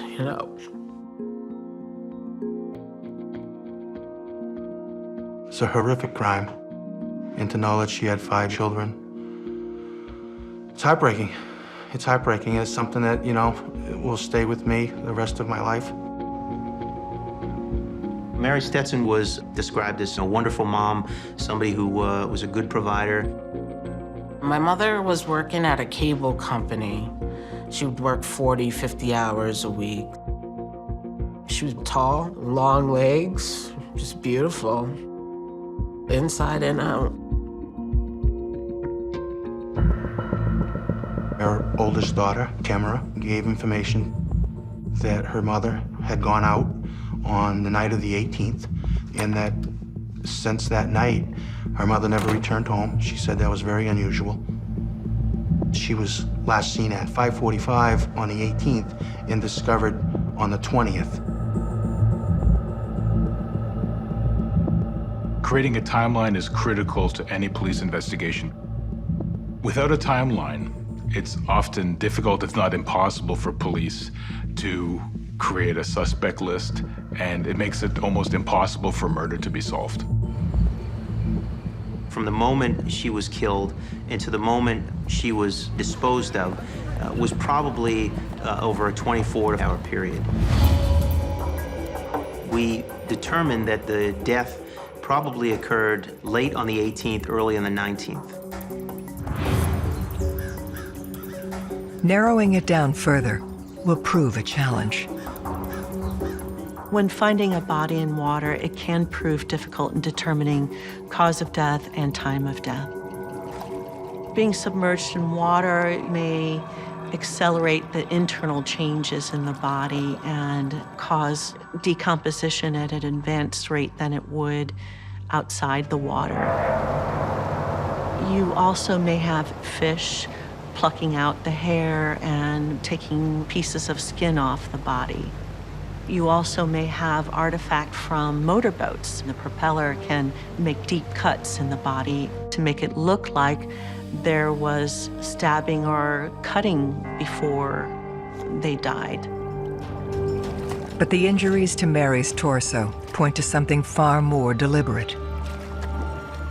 The medical examiner of New Hampshire did an autopsy, and he was able to determine that she died of multiple stab wounds, I think 12 to be specific, to her chest cavity. That tells me that somebody was very angry, extremely upset, and determined to kill this person, that it wasn't something that was an accident or a random act. It clearly seemed like it was a personal attack. Something, I think we would characterize as, vicious, evil. The frenzy of that attack contrasts with what the killer does next. The dismemberment was almost done surgically. The cuts were very clean, right through the flesh and right through the bone. It didn't look like it was done by, to me, an amateur.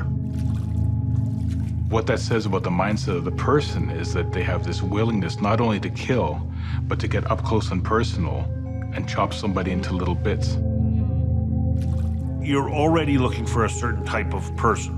It takes a lot of strength, even if you know what you're doing. So the person you look for is likely male. That could be someone in the medical profession. That could also be someone who is a butcher. We were looking for someone who had the capacity and the knowledge to dispose of a body, to throw off investigators, to both the victim and the suspect. And also someone who was so completely evil and depraved that could do something like this to another human being. It gets you thinking along the lines of a serial murderer.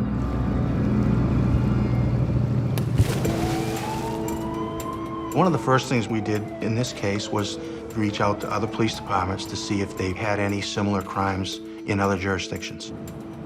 So we were looking for a similar pattern. There were no other cases that matched this case. Detectives shift the focus to Mary's relationships to locate anyone she had contact with prior to her murder. Most murders are committed between people who know each other in one capacity or another, and I call them crimes of passion. We really needed to uncover every corner and lift up every stone and specifically get into the details of her life and what she was about and who she socialized with. They turn to Mary's 22-year-old daughter, Tamra. My mother talked to my father, but he lived all the way in Louisiana. Her ex-husband wasn't a suspect. It was a very friendly relationship. But the family can point them to someone who connects directly to Mary's timeline. On the 18th, in the afternoon, she was supposed to go out with a guy named Chris. And he never showed, and she was ready to, go out and have a good time. My mother wasn't the type to wait around. She's like, it's my Sunday. Hey, I'm leaving. She left the house at 5:45 in a taxi cab. Mary's date then shows up less than an hour after she leaves the house. It was a very quick conversation. Is your mother here? Is Mary here? And she said no, she had left. And the person said okay and left. This unknown person is not somebody that she frequents with or socializes with. It was somebody that was new. Our focus at this point was trying to identify the date. We don't know what that relationship was like. We don't know what happened after they left, if they did meet up. We don't know if they went to his apartment or a hotel or anywhere. Potentially, there could have been some type of argument where it could turn violent.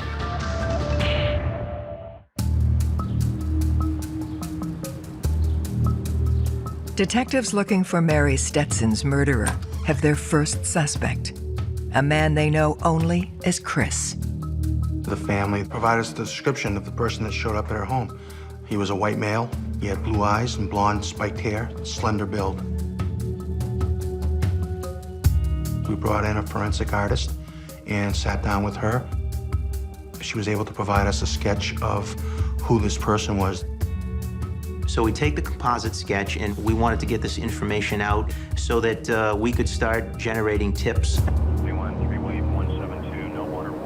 When you're dealing with homicide, the media is your friend.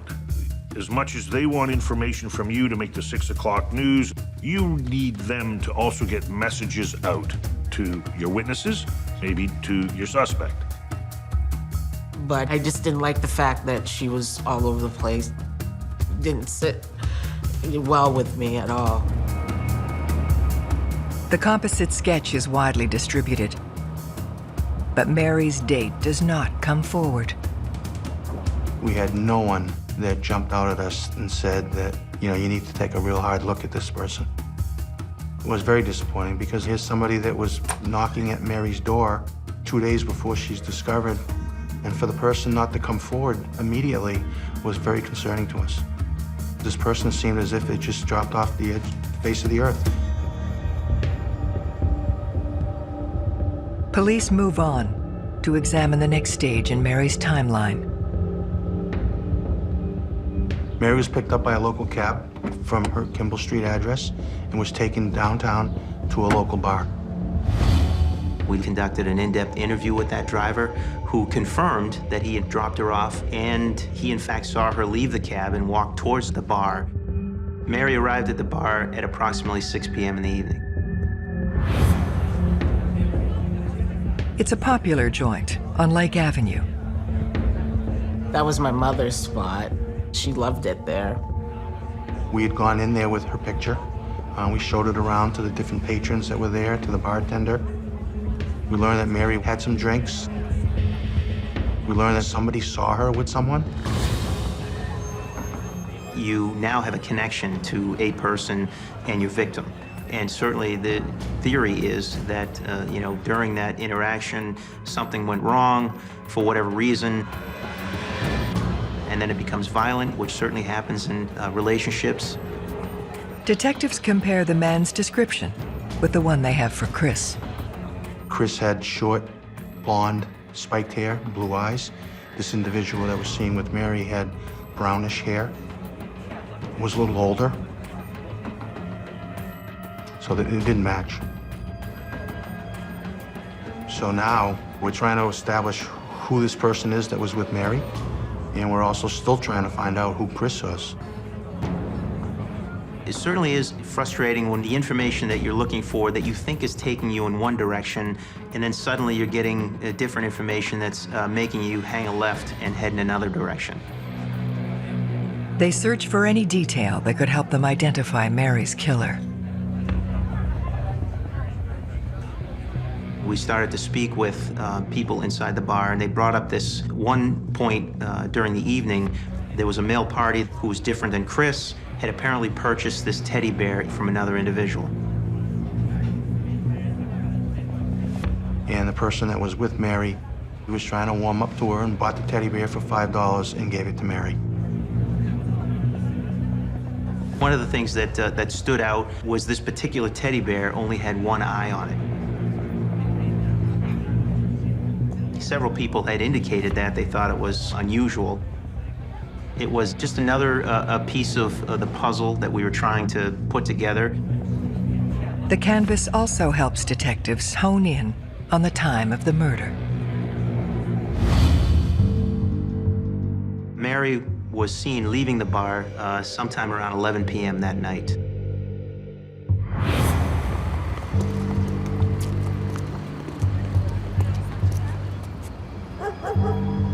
At that point, Mary's trail runs cold.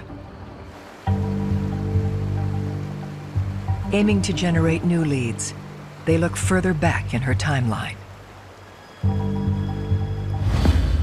The family told us earlier that day that she had been to this market, which was in the neighborhood.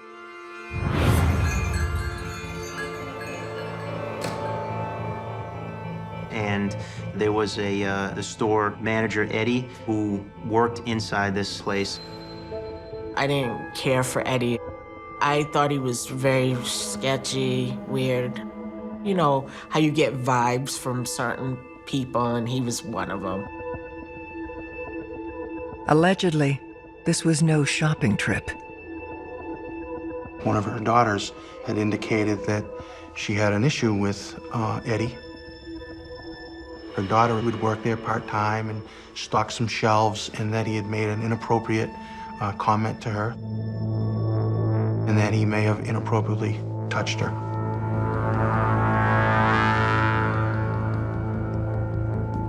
My mother found out about it and was really, really livid.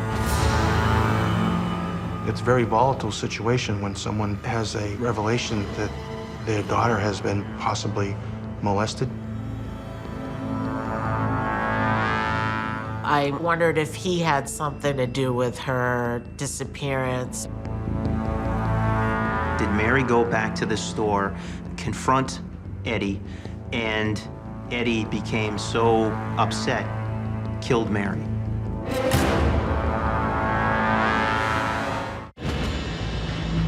An alleged confrontation between Mary Stetson and a store manager named Eddie sparks the interest of detectives. Based on what Mary's daughter told us, we were concerned. Eddie could possibly be a suspect here. The detectives went there and they spoke to him. They tried to get an alibi from him, what he did that night, get a timeline. He did say that Mary had been there on the 18th, and she did confront him about these allegations, and they had a discussion. He described it as a bit heated. He denied having anything take place. Everything was on the up and up, and eventually Mary left the store, according to him. Eddie had closed the store at 11 o'clock. He said he left and gave another employee a ride home, and he went home. To verify Eddie's claim, they questioned the man he says was in his vehicle that night. Billy Johnson was another employee in the store. He was a bit of a transient, too. I believe he may have even stayed from time to time in the basement of that place. Rather than providing clarity, Billy's statement confuses the picture even further. He said when Mary had stopped in and he had asked her about what she was doing later, and she may have been a little flirtatious, she had suggested that she may stop back between 10 and 11.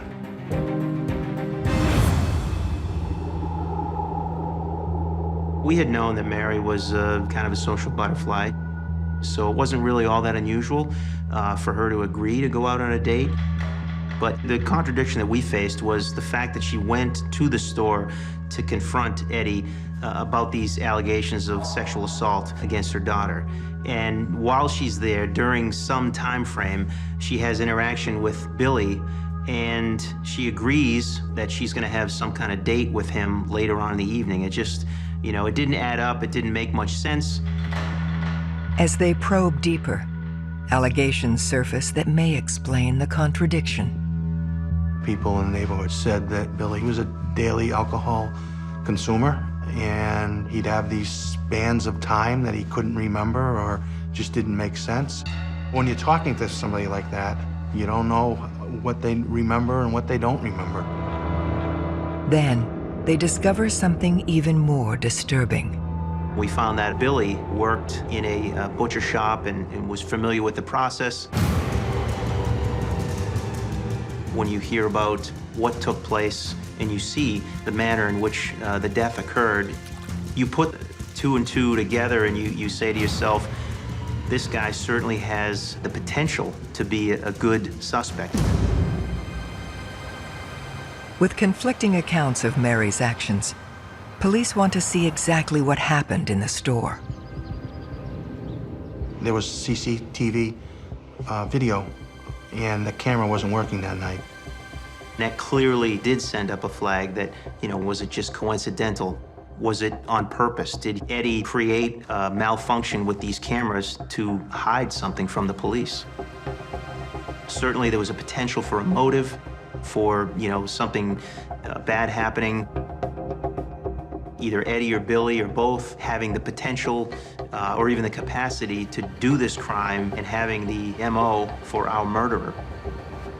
If we had more concrete evidence from this closed-circuit TV, if we've seen Mary arrive, that could really turn into something else. Unfortunately, we didn't have that evidence. So we have to work hard to corroborate their stories and see if they have any alibis that fit.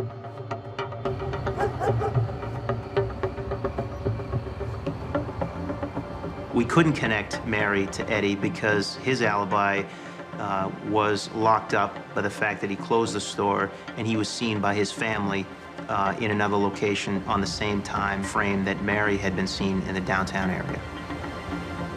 Billy was living with somebody at the time when we spoke to that person, and we were able to alibi him that he did come home and never went back out. That whole scenario of the camera not working, I think, was legitimate. To be certain, detectives perform a search for physical evidence. Eddie allowed the detectives the opportunity to search the store. Obviously, whoever committed this murder, there would be a crime scene. They went downstairs, they searched the cellar, they looked all over, and they couldn't find any evidence that suggested that Mary had been killed there. As they rule out the market, Mary's date appears from nowhere. Chris just walked into the police department and said something to the effect of, "I think you guys are looking for me." And we interviewed him. That composite sketch was 100% accurate. You could put them up together, it was the same person.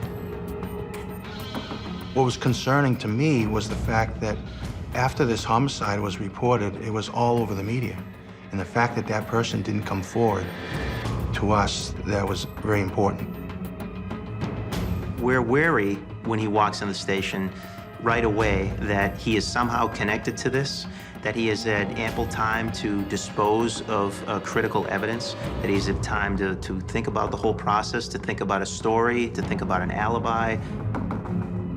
You go into this hoping you could poke holes in his story.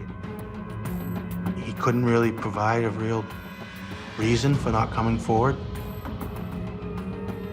He also didn't go to work the next day. I remember looking into that and saying, well, this is odd. He didn't come forward for a couple of weeks, so we pressed him hard. Chris eventually told us that he didn't make the appointment when he was supposed to. He was late. By the time he got to her house, she had left. Chris tells police he then joined friends at another bar across the street from where Mary was dropped off. Both bars were similar, maybe 50 yards from one another. We confirmed his alibi by speaking with the friends that he was with that night who corroborated that information. And in fact, he was with them, so he couldn't possibly have been where she was. He also provided us an alibi as to where he spent the night that night, and we were able to find the person that he spent the night with. He was cleared as a suspect.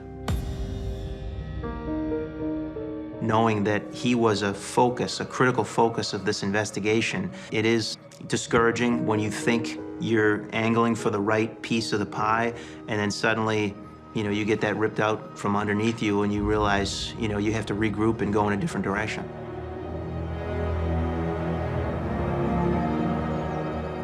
I mean, people were on edge. They talked about it in the schools and on the news, and it didn't matter if we were exhausted. It didn't matter if we had other things on our plate. But it became increasingly frustrating The more information that we got, the more of kind of a question we had in the back of our heads as to who this suspect was. Were we ever going to get to the right person? Were we going to locate that person in time to prevent maybe another tragedy? Chris then turns from suspect to critical witness. Chris had seen Mary walking down Lake Avenue with another gentleman. Long, dark hair, kind of a chiseled complexion, in his 40s. And he remembers because Mary was wearing the hat that he recognized, the dark, wide-brimmed hat. This matches the description of the man seen with Mary earlier that evening.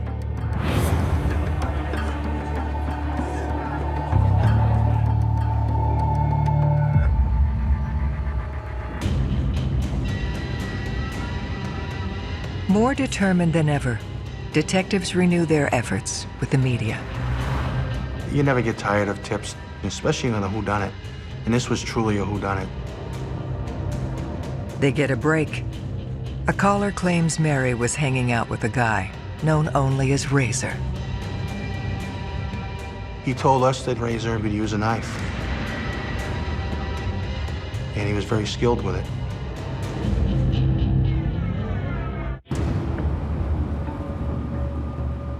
Police have a new person of interest. A man who goes by the name Razor. Kind of ironic that he got the nickname of Razor and that he came in on a tip line when we're looking for somebody that had been involved in a dismemberment. They bring in the man who phoned in the tip. His name is Josh. Josh had told us that there was a party that both he and Razor were at. Both were competing for, Mary's affection, and at some point, she was obviously leaning towards Josh, more so than she was leaning towards Razor, if at all. Razor was apparently so upset that he located him that next day and assaulted and beat him up. Detectives need to determine if Razor is the same dark-haired man last seen with Mary the night she died. He was upset and had a connection to Mary. Mary kind of had an attraction to his friend instead of him. Maybe he has a criminal past. Those things kind of add up. They head to Razor's last known location. When he was in Concord, he was living in this tent on the river. I personally actually went to Concord and found his tent. We searched his campsite and surrounding areas, and we didn't find anything. No knives. No knives that were capable of causing this homicide. This manner of disposing of a body, it seemed like it was a process, a very involved process, and that didn't fit his profile. He was a drifter, a transient who lived in a tent, doesn't have a vehicle, doesn't have the equipment needed. He doesn't have the means in order to commit this type of crime. In the end, he didn't fit the description of the person back in the bar. With Razor ruled out, concern grows the case may go cold. That was extremely frustrating because each time we developed information on another person, we were excited, we were getting there, we identified somebody, could this be it? And then suddenly we would speak to these individuals and we realized right away this is not the person we're looking for. Months are going by and we couldn't lay her to rest. It's gut-wrenching. When you're trying to solve this case, there's pressure from the family. They want answers, so you have an obligation to try to solve it as quick as you can and give them answers. We used every avenue that we could to hopefully try to solve it. Then, they uncover a curious new lead. A second missing persons report. We received a call late at night from a woman who identified herself as Donna Plick. She hadn't seen her ex-husband, Vaclav Plick. Even though they were divorced, they still had a relationship where they would talk daily. Donna was somewhat nervous, but she was also concerned. She didn't know if something had happened to him. Vaclav Plick was last seen in the early hours of July 22nd, 2 days after police found Mary Stetson. When someone disappeared in and around the time of the murder or shortly thereafter, that is of great interest to find out where they went. But what detectives learn next turns Vaclav from victim into potential suspect. Vaclav was employed at a place nearby. It was described as a deboning factory. He would debone chickens. He would cut up lamb legs and beef, and he would use a knife, and he was very skilled with it. He was certainly capable of making the type of cuts that we had seen on the torso when we first discovered the body. Very clean, very precise cuts. When Donna was interviewed, she indicated that he had a violent past. He had threatened that he could kill her and cut her up, and no one would ever know. Donna knew that he would frequent bars that were on Lake Ave, and that he would go fishing where the body was found. Donna gives police a photo of her ex-husband. One of our detectives that had originally gone out to these 2 drinking establishments and was asking around saw his photograph, and he was like, "You gotta be kidding me." He had been inside the bar showing the picture of Mary Stetson around to see if anybody else had known Mary. And in fact, he had gone over to a table of males that were sitting together, and it showed the picture. They didn't speak very good English, but they could communicate that they had never seen that woman before. The third male that was sitting there happened to be Vaclav Plick. With Plick now the prime suspect, detectives return to the bar where Mary was last seen. We completed a photo array, which included Vaclav. You know, our hope is to have somebody identify him in the bar. We showed it around to the different patrons that were there, to the bartender, and they identified Vaclav Plick.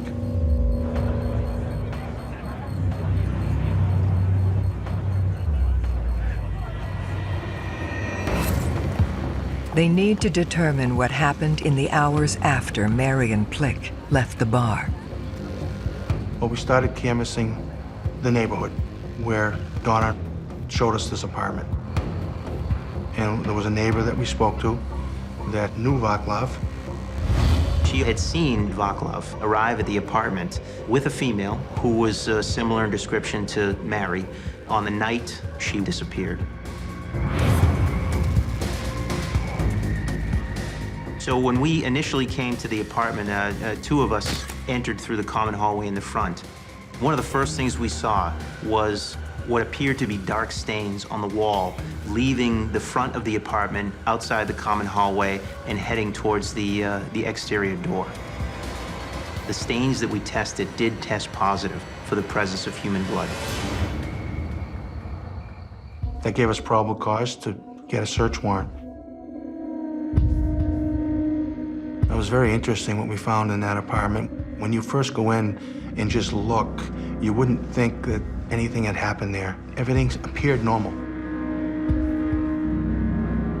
And then as we looked in further, we determined that there was evidence that not only pointed to this Vaclav Plick as our guy, our suspect, but connected him right away to our victim. On the bed was a rimmed hat. That's Mary's hat. Not only that, there were several teddy bears inside that apartment. One in particular that was missing an eye. All crime scenes are strange, but to see the hat sitting on a bed that was perfectly made, and to see this teddy bear without an eye was just, you know, here's the case. Kind of made the hair on the back of your neck stand up.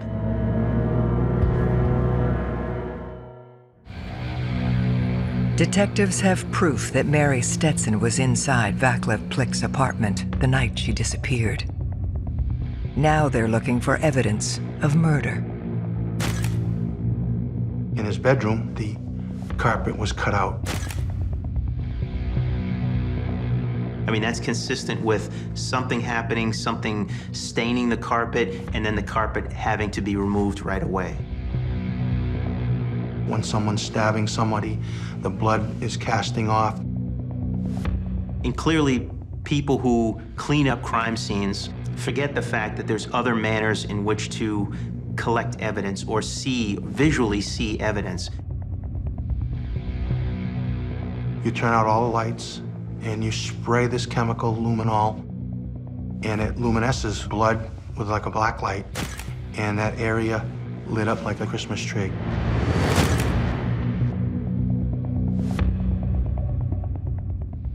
There was blood on the bedspread. There was blood on the heater leading to the hallway. You could see there was an enormous amount of blood that was there. There was blood in the bathtub. At the last phase, it kind of tells you a story. This is where he cut her up in the bathroom. You understand the human cost of what that means, but as an investigator, it's another little piece of evidence, because at the end of the day, you're trying to convict this person and put him away for the rest of his life. After a nationwide manhunt, they ambush Vaclav Plick outside a gas station in Austin, Texas. We didn't know if he was armed. We knew certainly what he was capable of. So we waited outside, and I pretended I was pumping gas, and as he walked out, we grabbed him and arrested him. I was so happy and relieved because this man was caught, and he wouldn't be able to do it again to some other woman. As they grill Plick for a confession, they now have a complete timeline of what happened the night Mary died. Mary left her apartment about 5:45. She traveled in a cab to a local bar. There she met with Vaclav. They had some drinks at this bar, and he purchased a teddy bear for her. They then left that bar and headed back towards Vaclav's apartment on Orange Street.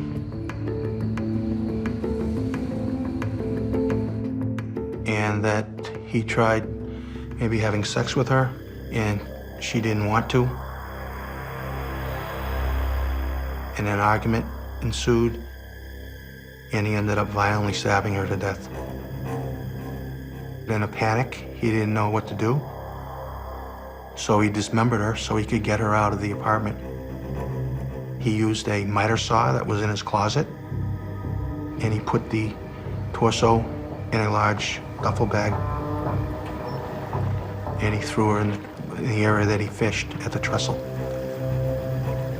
He then took the other body parts and drove out to the total opposite side of the city and discarded them in the woods. I had an opportunity to be very close to this person, this level of evil that I don't think I've ever been as close to in the past. With the information that he provided about what he had done with the torso and the body parts, Manchester police conducted another search, and we were able to find her head on one side of the street and some of her extremities on the other. I think it was very important to the family that we recovered her head especially. They were able to give her a proper burial, and I think that was very, very important. She raised us, and he took that away. He just completely destroyed a family.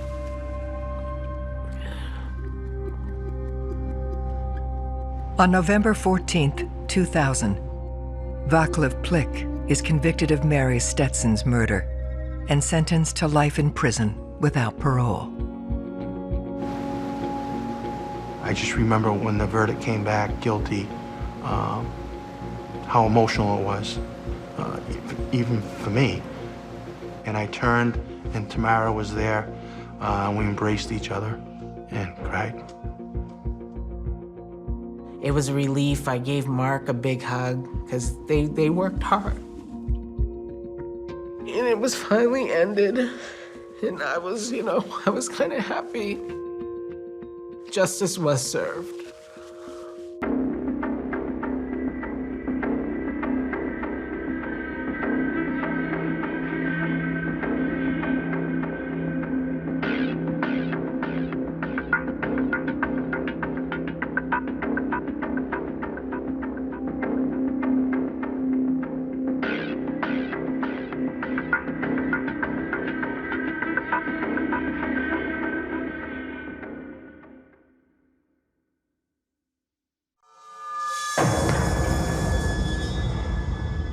The utter brutality of how she was killed was among the worst I've ever seen as a crime reporter.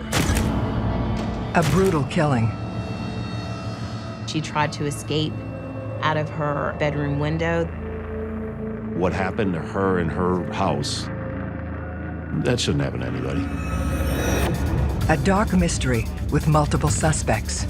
I think everyone assumed almost from the start that the killer knew the victim somehow. He kind of had an infatuation with Kim Dorsey. Based on all this information, his story's coming apart. The truth will be revealed. I just couldn't imagine the terror that she was experiencing. Her last words were, "Stop, you're killing me."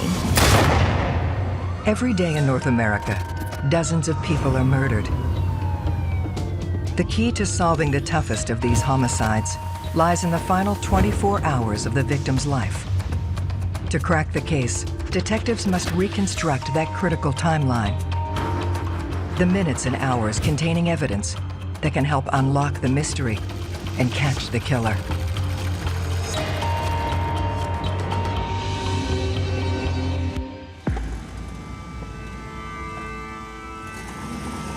The gated communities of Jacksonville, Florida, are a haven of tranquility and affluence. The area is absolutely gorgeous. You have, $500,000 homes. It has a small town feel. A lot of people know one another. It's a very nice neighborhood, viewed as very safe. There's not a lot of crime there.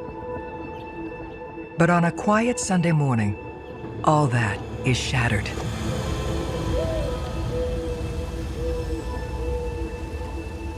Kim. Oh, you got him now. Kim. Please send an ambulance back. Firefighter Derek Dorsey has just returned home from work to discover his wife Kim's motionless body. Are you with her right now? Yes, I am. Send rescue. We are sending rescue. Is she awake? No, she's not. I think she's dead. He performed CPR on her. He's been working with the fire department for almost 20 years at this point, so he's seen a lot of things. He knows what to do, in an emergency. However, now the emergency is right in his bedroom. You can actually hear kind of the waves of emotion. It was obvious to me that all that training and experience just kind of went out the door. Okay, sir, tell me exactly what happened. I don't know if she tried to commit suicide. Send rescue. We are sending rescue. You have to tell me exactly what she did. What happened? I don't know. She either cut herself or something. I can't see. I'm trying to figure this out. After performing CPR for several minutes, Derek realizes it's too late. It's a 607. Oh, Jesus Christ.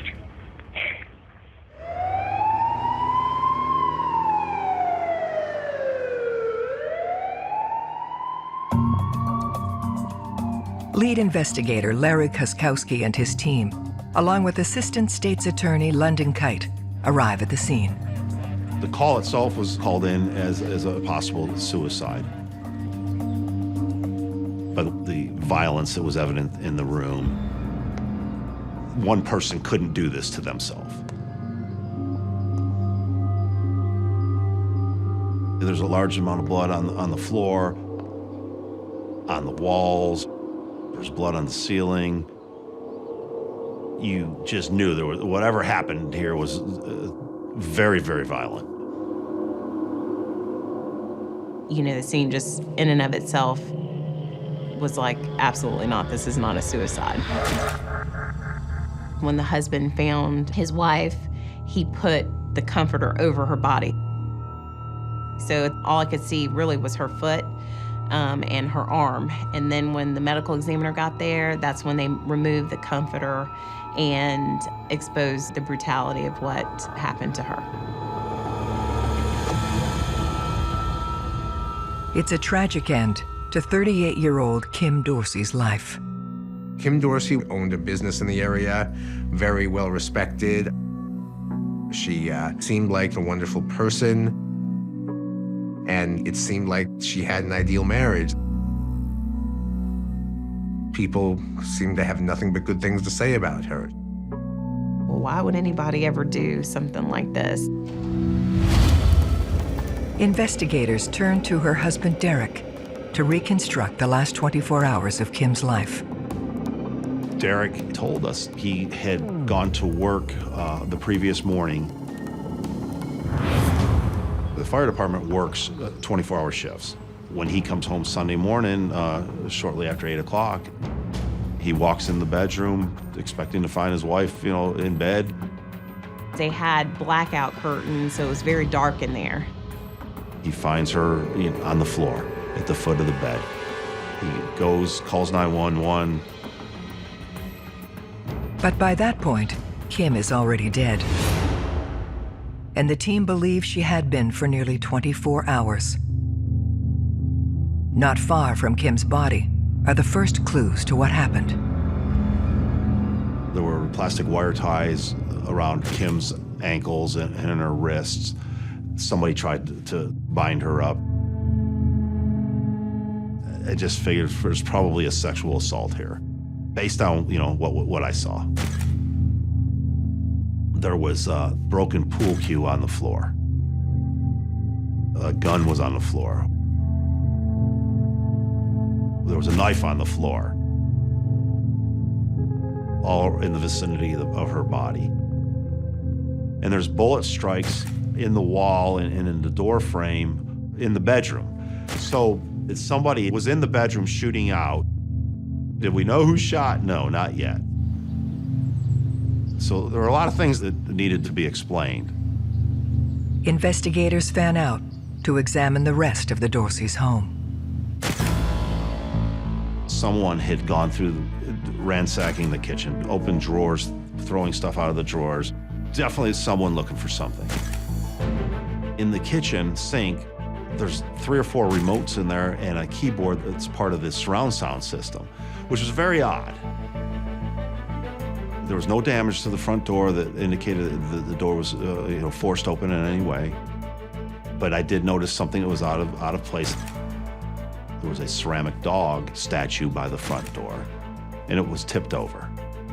You have to take notice of things. During the course of the investigation, you are going over, inch by inch and foot by foot just to make sure that you're covering everything. They quickly come to their first conclusion. The idea that some stranger would break into the house, tie someone up with zip ties, stab them, and beat them with a pool cue, that's just not the way it goes.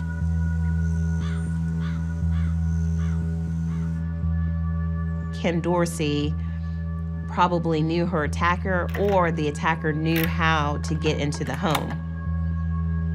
The simple fact is that you're much more likely to be killed by someone you know than by a stranger.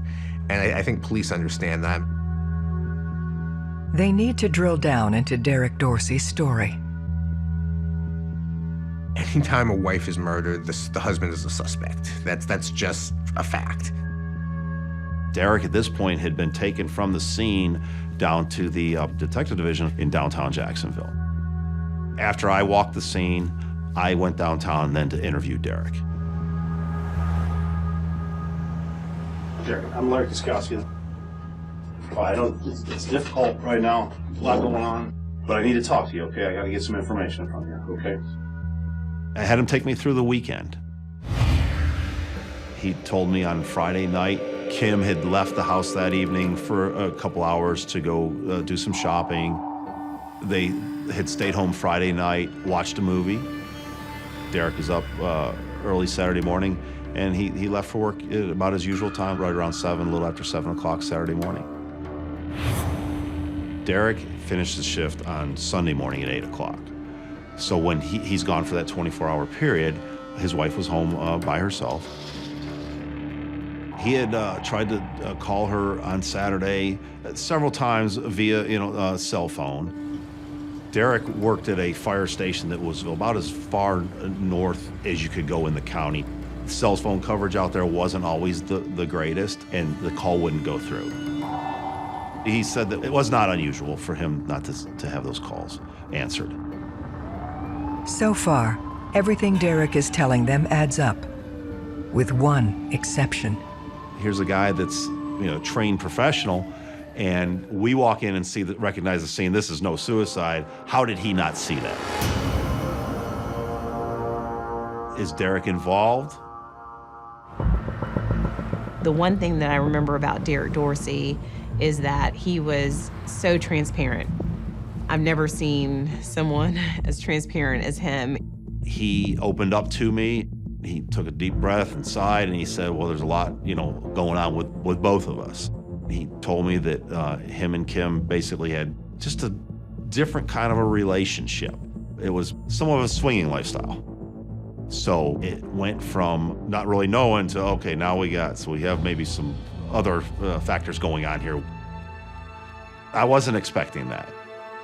But Derek then added on at that, he said, that Kim had stopped doing it because her mother had died 3 or 4 years earlier.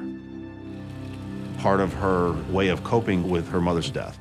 She sought out professional medical help, and she was on some medication that caused her to put on some weight and, maybe not feel quite as attractive as she maybe had at one time. That was one of the reasons Derek thought that when he first came home, that she had committed suicide. With Kim having stopped the swinging lifestyle, they need to find out if Derek had too. He was very subdued. He was very matter of fact. So I finally asked him, I said, well, listen, is there anybody else? Any issues, where either one of you stepping out, girlfriend on your behalf or boyfriend on hers? Okay, you got a girlfriend? Okay. When an investigator learns that the partner of the deceased had been cheating on each other in the relationship, that creates a different mindset for the investigator. In domestic-type murders, infidelity is often part of the motive of someone's death.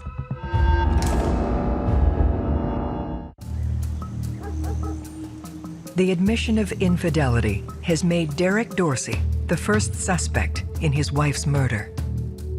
As an investigator, okay, step back, be careful, make sure you're really asking a lot of good questions of Derek, because this might be your one chance to do it, or he's speaking freely. Get as much information as you can to find out what's going on here. Okay, you got a girlfriend? Okay, and who's that?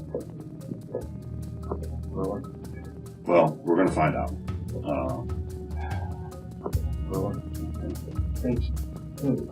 We have a weird relationship. Who has the weird? You and your wife? My wife, it's not a don't ask, don't tell thing, but...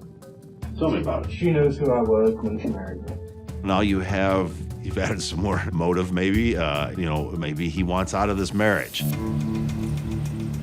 They seek to determine what he would have gained with Kim gone. We always look for, is there a financial benefit to this person's death? Larry did ask him about whether he had any kind of insurance policy, and he didn't. It put him in a worse position to have Kim Dorsey die before him, because she was the main breadwinner.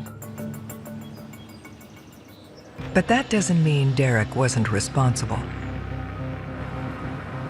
We thought about the time frame, like how much time he would have to drive back and forth from the fire station to the house. The distance between the two locations is 15 miles and would take almost an hour round trip. The fire station where he worked was small. They pretty much could account for every single minute of his day. All the firefighters were like, look, if he left that place, then we would definitely know. The detectives verified with all the firefighters. They determined that he had like a lock-solid alibi. Even though Derek Dorsey initially was a suspect, we just couldn't find any kind of crack in his account. Investigators then consider the other angle. So, you have this girlfriend that he's talked about. Maybe whoever his girlfriend, lover, whatever you want to call that person, wants the current wife out of the picture. Obviously, now we want to talk to her. In the event that it's a love triangle, that someone may feel, for example, that they've been wronged by somebody, that they were promised something. I'll leave my wife, I'll leave my husband for you. Someone being jilted can be a very strong factor for murder. We were also looking into the girlfriends to see if she had any additional information that Derek Dorsey didn't tell us, and also to see if he had ever admitted anything to her. Detective Kuskowski must determine if Derek's girlfriend shows up anywhere in the last 24 hours of the victim's life. She was very forthcoming. She spilled her guts about the lifestyle, what everybody was into, and all that. I was able to determine that she was west of the city of Jacksonville, where she resides, and I was able to rule her out. Hoping to uncover clues about Kim's attacker, investigators return to the crime scene. Specialists such as blood spatter analysts may be called in certain circumstances where it's not obvious to the investigators what has happened and who is involved, and they need more information, more data to help them discern what exactly took place. It's important to try to figure out the puzzle of what was the sequence of events. Where did the struggle initiate and where did it end? Because it tells you the story of what happened. It tells you the timeline of what happened. Forensic experts establish that the first point of attack is next to the nightstand. We have a lot of blood cast off on that left side of the bed. She was severely injured, and she stayed there for a significant period of time. But the evidence then suggests Kim comes to and fights back. She was able to get to where she kept her gun. It was a 5-shot revolver. They wanted to know whether I thought it would be probative or helpful to have them string it, which means to show the actual bullet trajectory, and I told them absolutely yes.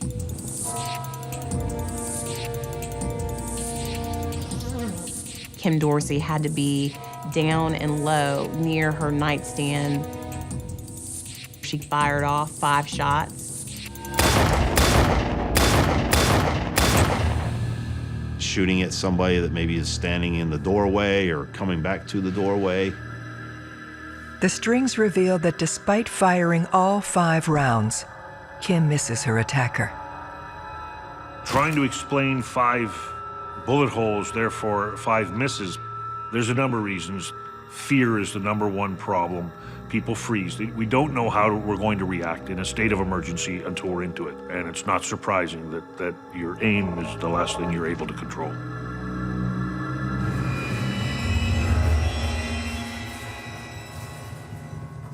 And then that's when he goes back into the room to finish her off. He continued to beat her with a pool cue to the point in which it broke. We actually had the pool cue given to an engineer, and it took a tremendous amount of force to break a pool cue like that, and that was broken on Kim's body. To finish things off, he made sure that he stabbed her in the neck. The detailed analysis provides all new insights into the crime and the potential perpetrator. The most telling weapon would have been that pool cue, which all of them were kept upstairs, and that's not a natural weapon for someone to say, yeah, I want to go kill this person, so I'm gonna grab a pool cue. We were able to figure out that the wire ties that were found on Kim's wrists and ankle, it looked like they came from the office upstairs. And the knife was from a set that were inside the kitchen. These were all things that suggest that whoever committed this crime was familiar with the house. A brutal killer who knew Kim well enough to gain entry into her home and where to find weapons. For investigators, it suggests someone close to the family. Kim's autopsy had already been performed. We knew she had been sexually assaulted. We had a foreign male DNA profile, so we knew that we were looking for a man. Based on what Derek Dorsey had said, with other people in the house, with the swinging lifestyle, who knows who's been here? Is this somebody that had been there before, that came back knowing Derek wasn't home and wanted to maybe see Kim again? Who knows? We were looking at all those different individuals to make sure that we either rule them in or rule them out. Detective Koskowski looks to Derek to provide potential names. Derek is a general contractor on the side. Some of the guys that Derek used in his contracting business actually lived in the Dorsey house at one time. Derek Dorsey was basically going through an entire timeline of like kind of who was in and out of the house. I have one guy that used to work with me, Elvin. Lance Kirkpatrick. Lance Kirkpatrick had a drug problem. He had been friends with the Dorseys. He was just one of those people who you invite into your house for a weekend, and then 3 months later you'd be trying to get him out. And so he eventually got thrown out of their house. But according to Derek, that weekend, Lance is on a shrimp boat out in the Atlantic. The second individual that Derek had talked about was a guy by the name of Joshua Veal. Derek had befriended Josh and gave him some work and trying to help him out. He's a young kid. Derek and Kim allowed Joshua to reside in their home, but they had a falling out, and eventually Joshua moved out. But Derek says he was still hiring Josh for odd jobs and had been due to see him the morning he discovered Kim's body. Sunday morning when he got off, Derek was going to pick up Joshua Veal. They had agreed to meet at a convenience store up on the north side of Jacksonville, basically to do some work for him. Joshua Veal never showed up. Why wouldn't he show up for this meeting if he's gonna get money and get paid? He's familiar with the house. He's done some work in the past for the Dorseys. So Josh was number one at that point. Police discover Veal has a criminal record, mostly for drug-related offenses. And he had actually just been arrested earlier in that week leading up to the weekend Kim was murdered. So brought him down, put him in an interview room. I didn't tell him anything about a murder. I just introduced myself as a detective. One of the techniques used is not to tell a loved one or someone close that the person you're asking about is in fact dead or been murdered. Then you drop the bombshell looking for the responses. Are they genuine? Are they fake? Josh claims he'd been partying all weekend at his house, including the time detectives believe Kim was killed. But you spent Friday night at the house? Yeah. Okay. You didn't go anywhere Friday night? Oh. Okay. All right. Saturday you get up? we had drank Friday night, we had drank Saturday night. He had been out Saturday night, and he just lazy, did not show up Sunday morning. But when Larry mentions Kim's name, his attitude changes. One of the things that struck me most about Joshua Veal's interview is that he kind of had a fascination or infatuation with Kim Dorsey, kind of like romantic interest. It was strange in that way. My conversation with him was, when you lived with them, did you and Kim have anything going on, sexual? The way he answered it, it was a little kind of like he didn't, but if he coulda, he woulda. How'd she look? 1 to 10. Would you ask me if I would hit it? Sure. 8.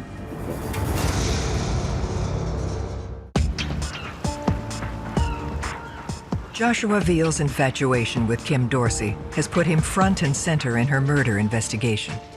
Have you ever had sex with her? Be honest with me. Nah, I wish. You wish? So I started asking him, if he had talked to Kim recently, and he had. And then I finally said, well, did you hear what happened to her? He's like, no, what are you talking about? She's dead. Oh, don't tell me that, man. Just a flow of emotions. I mean, you would think that it was, in fact, his mom that was murdered, and he just couldn't deal with it. You know anybody that might want to hurt her? No. No, that was like a mom to me, man. Oh, please. It was very authentic, and so it kind of X'd him off of my list. But still, they went through and they got his DNA just to make sure that he was not, in fact, involved in the crime. It was negative. He was excluded as a contributor to the DNA.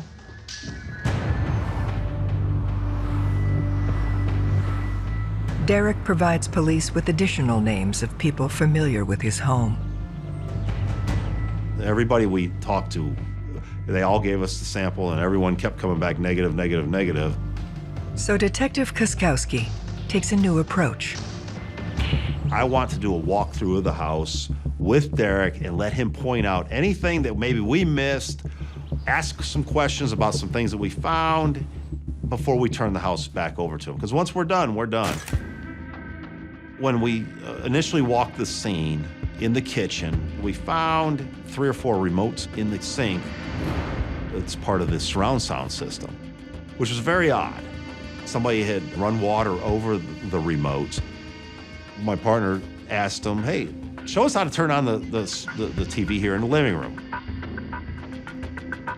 So Derek was able to turn the TV on, and right away, a pornographic movie starts to play. We're like, wow.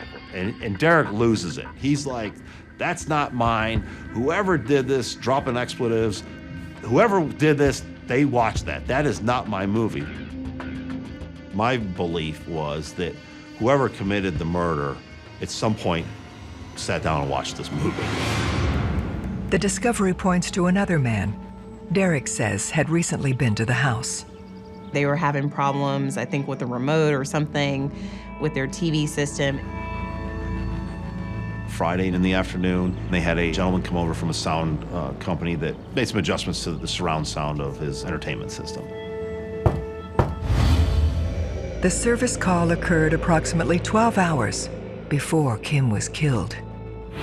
So the sound guy was in our crosshairs. He's the guy that knows how to run the system. He worked on the system and wire all these things in the sink. He's thinking in his mind, he puts it in the sink and runs water over it.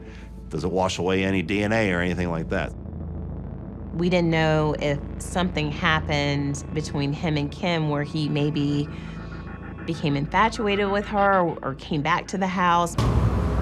Detectives quickly track him down. So we met with the sound guy. He said, yeah, I went out on Friday night to work on the system.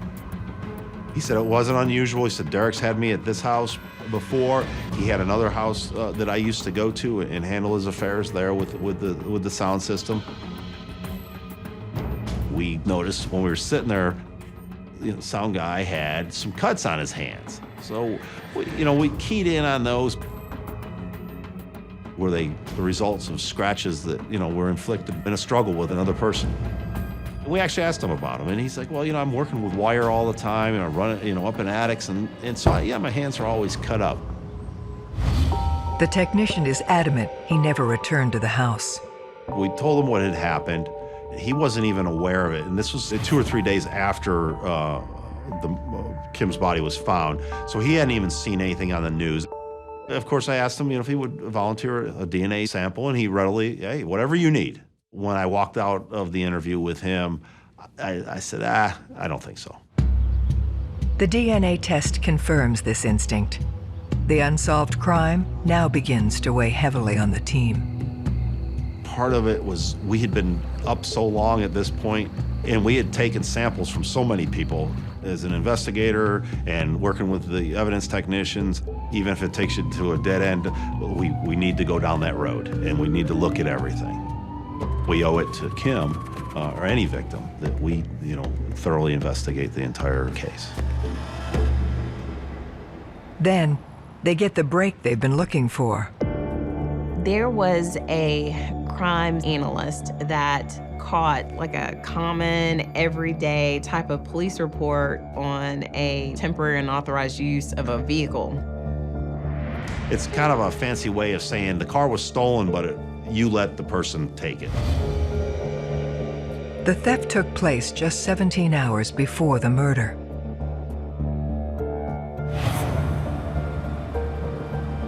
So the girl that reported the car stolen made the police report. They took all of her information, and of course the information of the person who she let use the car, who never returned the car, which was Lance Kirkpatrick. Lance Kirkpatrick's name came up early on in the investigation when Derek Dorsey was basically going through and kind of who was in and out of the house. During the initial interview with Derek Dorsey, he calls him LJ, and I remember these words very clear. He was like, absolutely not. He would take a bullet for Kim. Why are you so certain about him? I've just known him long enough. Something like that, no. I think we respect him too much. Lance is still supposed to be on the shrimp boat. Nothing's adding up now. That basically put Lance Kirkpatrick back on the map.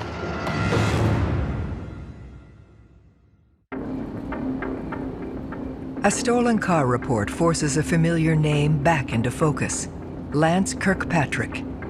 I talked to the girl who reported the vehicle stolen. She laid out basically the activities of her on that Friday night. They were at his apartment on the south side with Lance and some other folks that were there. And Lance had agreed to go out to buy some drugs. And she lets him take the truck. We're talking early Saturday morning now. And so that's when Lance Kirkpatrick leaves, never to return with that vehicle. Detectives must determine if the car ever came close to the Dorsey home. When the police respond to the scene, part of patrol's responsibility was a neighborhood canvass. So in the initial canvass, one of the patrol officers had talked to a neighbor of the Dorseys that said he had seen a blue small SUV out there that day.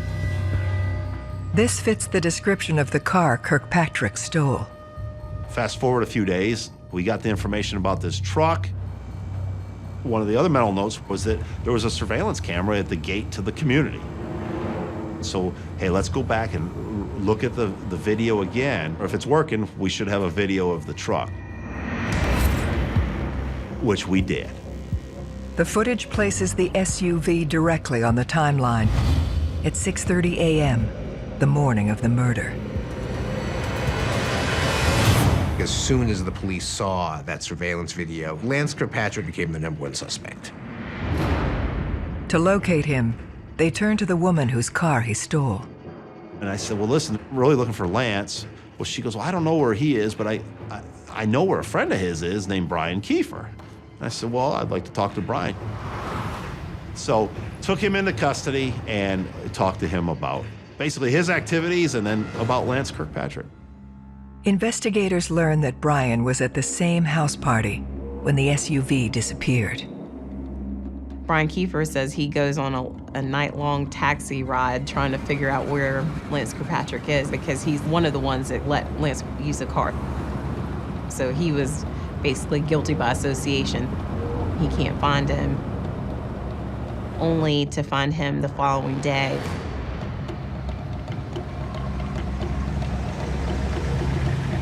He says that Lance looks disheveled. He notices that he has an injury on one of his hands.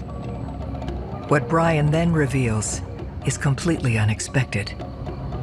He tells me that he murdered somebody and is pretty much is going to prison, and there's nothing that can be done about it.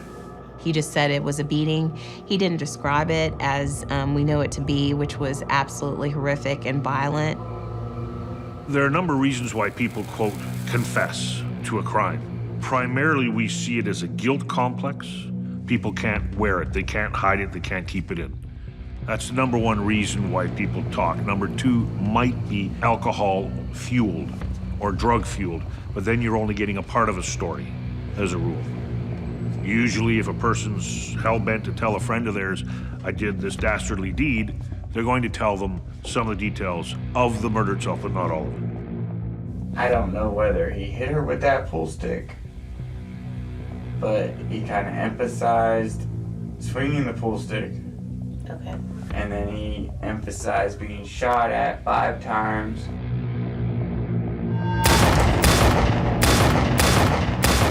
And he says, well, you know, Lance told me that he kept waiting for the 6th shot, and it never came.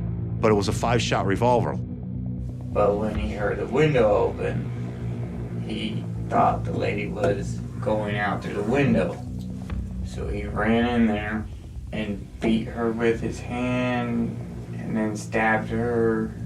It is also through Brian Kiefer that we get Kim Dorsey's last words. What does he say? Does he say that she was dead, or does he say anything about that? He said the lady was saying, stop. You're killing me. The detail Brian provides about his friend's actions is abnormally specific. And it was information that only somebody that was there would have known. So Brian is, immersed himself in the middle of a homicide, potentially, based on all this information. He's saying Lance did it. Well, how do I know Brian didn't do it? Brian Kiefer claims he knows who killed Kim Dorsey. But there's only one way to confirm if he's telling the truth. Find Lance Kirkpatrick.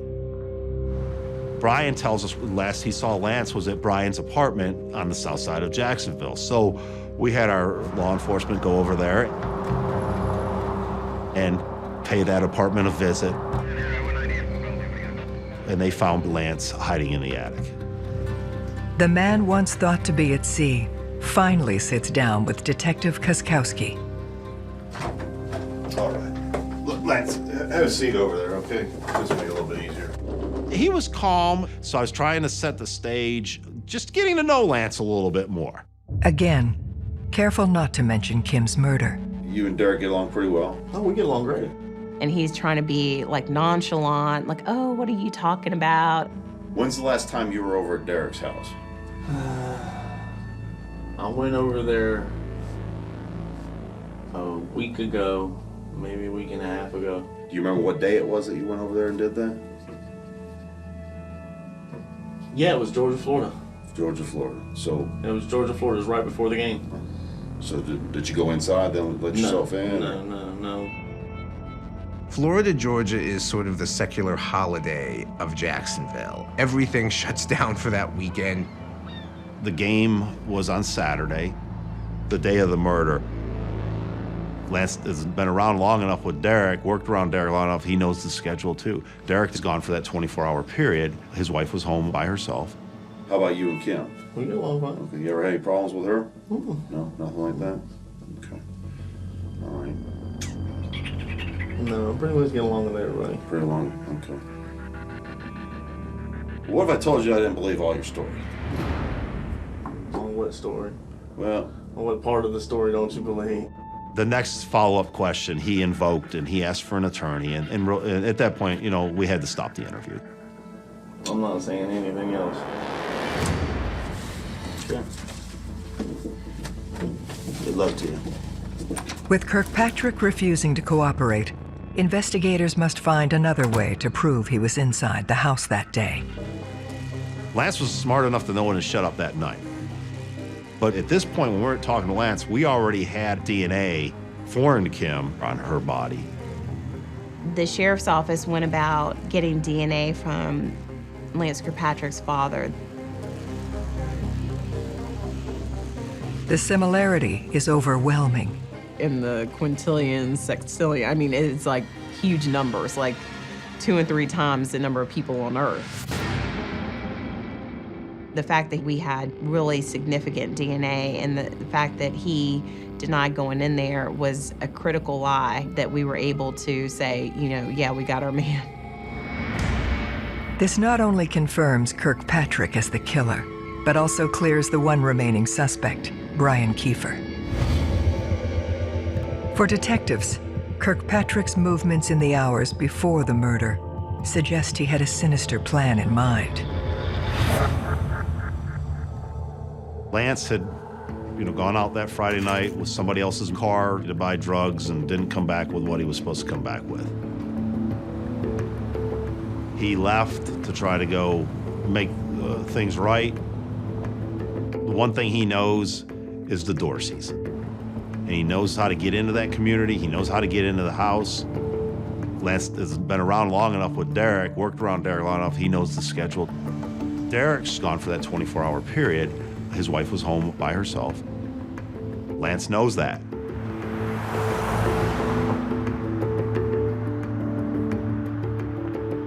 And I think he sat across the street, waited for Derek to leave to go to work that morning. I think shortly thereafter, he went over to the house, initially looked under that dog for the key,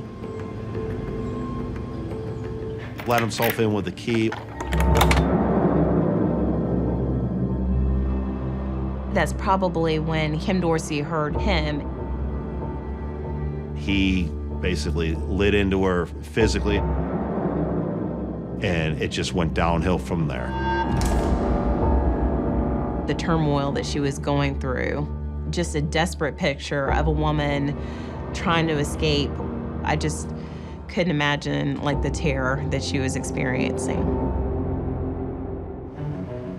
Despite overwhelming evidence, Lance Kirkpatrick pleads not guilty. Lance's version was that he and Kim Dorsey were lovers, and that he had gone to her house to have sex with her, and that after they had sex, Kim Dorsey started getting mad at him because he had helped set her husband up with other women, and that enraged Kim Dorsey, and she picked up a gun and started firing at him in a rage. And that everything that happened afterwards was him basically trying to fight back in self-defense. Self-defense is I punch you and I try to get away from you. I don't beat you with a pool cue till I break the pool cue and half stab you in the neck and tie you up. That's not self-defense. That's a bunch of nonsense. The jury finds him guilty of first-degree murder and rape. He's sentenced to life without parole. He remains eligible for appeal. Life without parole is a long time to sit there. Ultimately, it's about Kim here. What happened to her in her house, that shouldn't happen to anybody. I felt like I did Kim Dorsey justice. It's always a mixed feeling having to put all those facts and evidence out in front of their family, but now they know what happened to her and they knew that she was a fighter. I think that meant a lot to them, that she didn't go quietly. She fought with every cell in her body.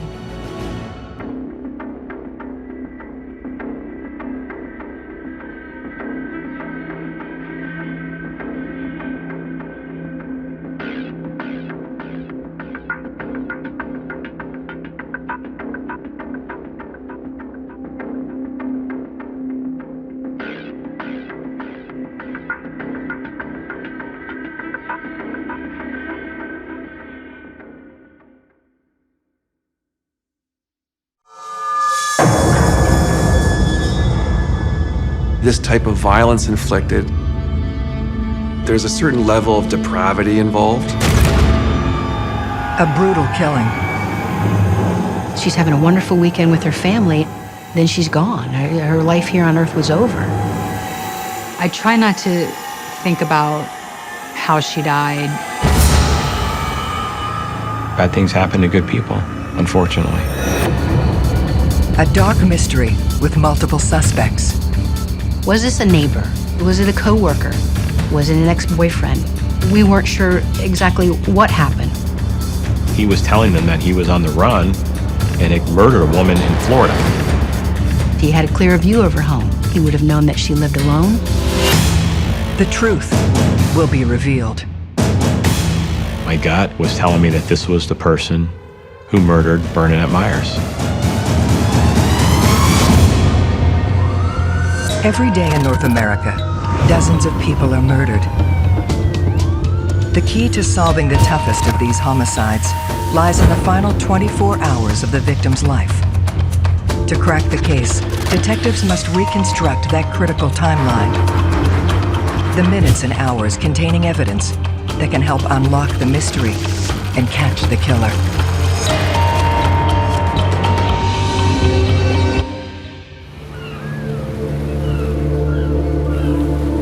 Sunshine City. That's how locals describe St. Petersburg, Florida.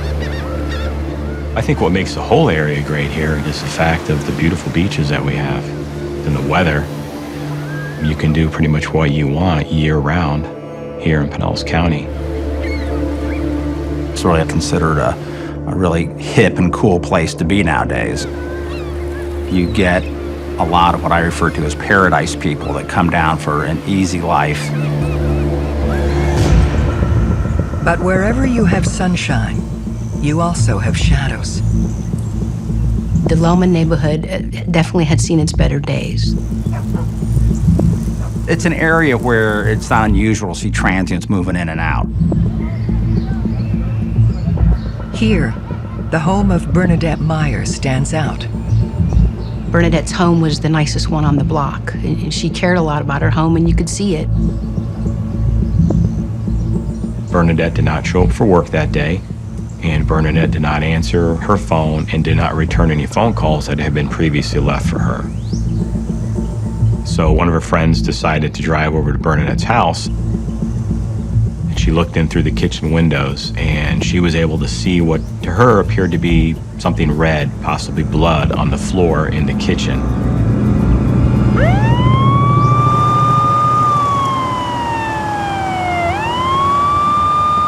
Detectives Judy Vauvin and Larry Nelvin arrive on scene within minutes. We could see large amounts of blood in the kitchen.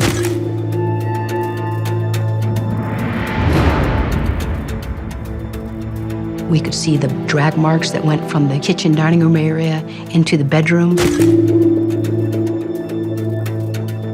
And going into the master bedroom, we found Bernadette Myers face down on the floor with a large amount of blood, dried around her head. Her hands were behind her back, duct tape around the wrist, and she had 2 large zip ties put around her neck, and they were cinched up as tight as they could possibly be. Her cause of death was the ligature strangulation. The blunt force trauma to her head was secondary to the asphyxiation. That tells you that Bernadette Myers was alive when those zip ties were put on her neck and cinched up, and when she was drugged into her room and left there. That was certainly the first murder investigation that I worked at. The zip ties were utilized as an instrument of death. The physicality of it itself was extremely brutal. Detectives now face the difficult task of breaking the news to loved ones. Making a death notification to a family member is a very hard thing to do. You're trying to establish whatever you can about your victim from these people that you just shattered and shook up their life. I remember the moment that they told us. It was just disbelief.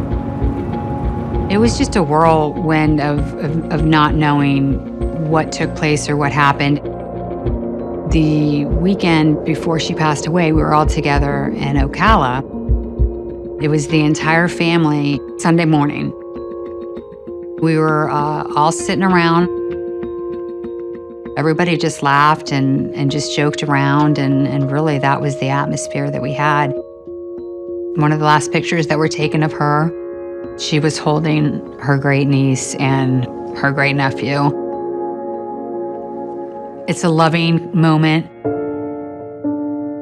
It struck your heart. You know, she's there, she's having a wonderful weekend with her family, and then she's gone. Her life here on earth was over. She had a son.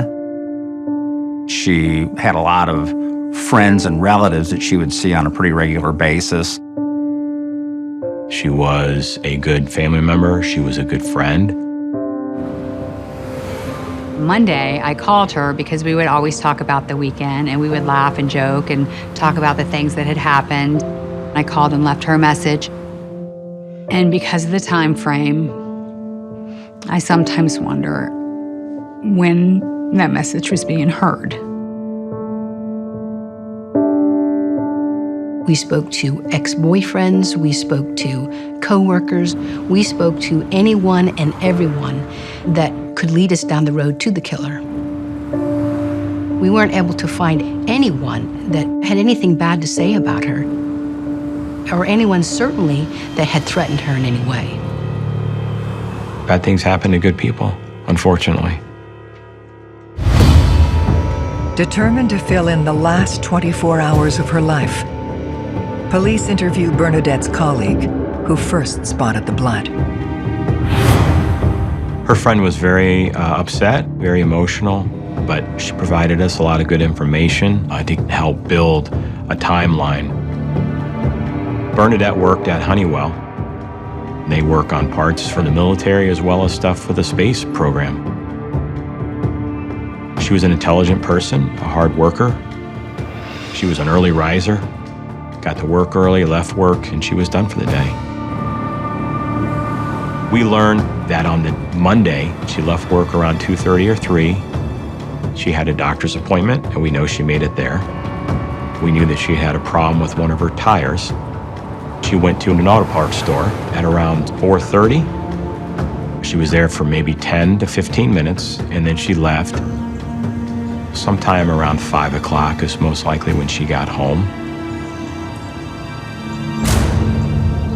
Clues from the scene suggest she met her killer moments afterwards. There was like a bag of oranges that were out on the table. Bernadette would have put those away. I mean, that's not something she would leave out. She was very neat, which would imply that she was interrupted in whatever she did as soon as she got home.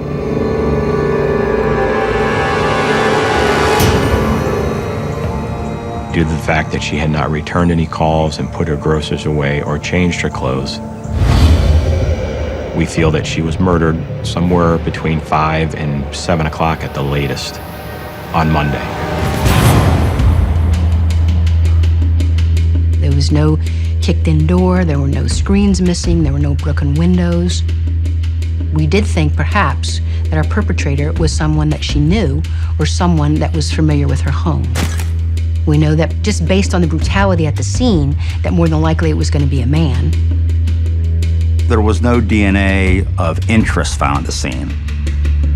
And by that I mean they would have found, of course, Bernadette's DNA, which as you would expect. Not one fingerprint, but one of the forensic examiners at the scene, who was still in the middle of processing, was able to develop a bloody shoe impression on the floor that they were able to enhance using chemicals. We knew it wasn't Bernadette's. Her shoes were on the kitchen floor, and she was knocked out of them. So we felt very strong that this was going to be the bloody shoe impression from the murderer. The actual impression was believed to be some type of tennis shoe, and the size between 9 and 11. Her vehicle was not in the garage. So of course, what I'm going to surmise from that is that whoever murdered her stole her car. Did they steal it because they wanted the car, or did they steal it because they thought it was the best way to get away from that location without being seen? It seemed pretty organized. He was either more prepared than your normal person, or he was able to react somewhat calm after he had done this to figure out how he's going to get out of there. We're looking for anybody and everybody that's associated with Bernardet, that's associated with the area, that would have any reason to be there. My first instinct was this was something that was sexually motivated.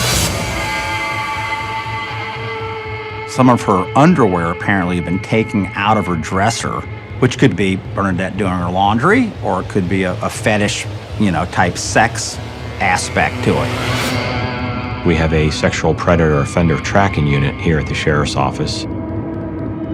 They track all the locations of all the sex offenders and sex predators, and they're required to check in and register with them. The investigators would automatically search the database for any persons in the area that are sexual predators. They would be persons of interest to speak to as soon as possible. There is one name at the top of their list. Leo Boroby was brought to our attention by the sexual predator unit. He was a convicted sexual predator who had committed a violent rape. He lived within around a mile of Bernardet Myers. His offenses had to do with adult women. There's some leopards out there with spots on that don't change. So, of course, we wanted to look into him, try to find out where he might have been on the day that Bernardet was murdered. The lead suspect in Bernardet Myers' homicide is a convicted sex offender. So we wanted to find him and talk with him to try and establish a timeline. If somebody is determined by police to have a record for sexual assault, especially if it's a record for violence and sexual assault, they are examined more thoroughly by police to see if they're capable of committing an even worse assault, and in this case, that would be murder. Police obtained Boroby's address from the offender tracking unit. In my being, I knew he was a dirtbag. When we spoke to Mr. Boroby, he had recently injured himself. He said he had suffered a broken foot previously and had to use the crutches to get around on. I think it would have been very hard for somebody that truly has to use crutches to be able to do what was done to Bernardet. But we still wanted to make every effort to make sure he wasn't just using that as a crutch. We were able to timeline his injury out by talking to his place of employment, and they were able to confirm with us that he had had this injury prior to Bernadette's murder.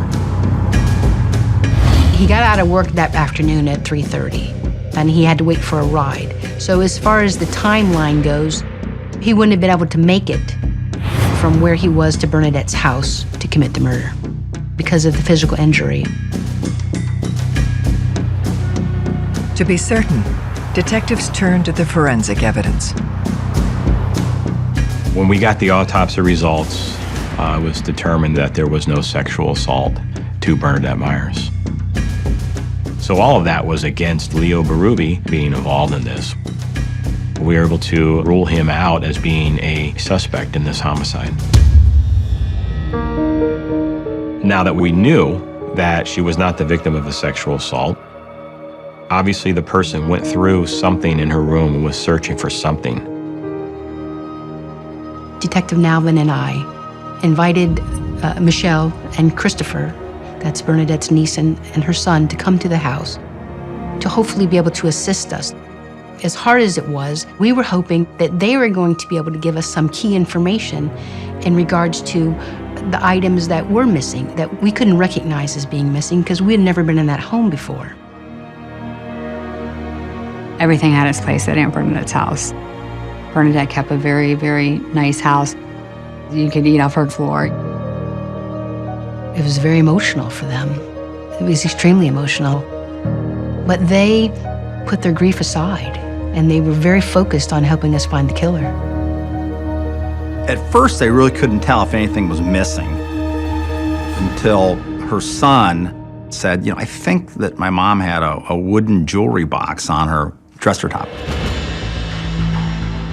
There was several items of jewelry that she kept in that jewelry box. Some items that they said were very unique, and that's what we kind of focused in on at that point in time. Christopher drew pictures of the jewelry for us, but also Michelle, her niece, brought in a photograph of Bernadette from the family gathering that happened in Ocala the weekend before her murder. Bernadette was wearing a two-tone Anne Klein watch in the photograph, and it was on her wrist. And that was a watch that we did not find at the crime scene. If you can identify property that's been stolen from a residence, it's a very valuable lead for the police because you can trace back who possessed that property to prove that the suspect was in the house. That kind of explained potentially the undergarments that were on the bed and on the floor.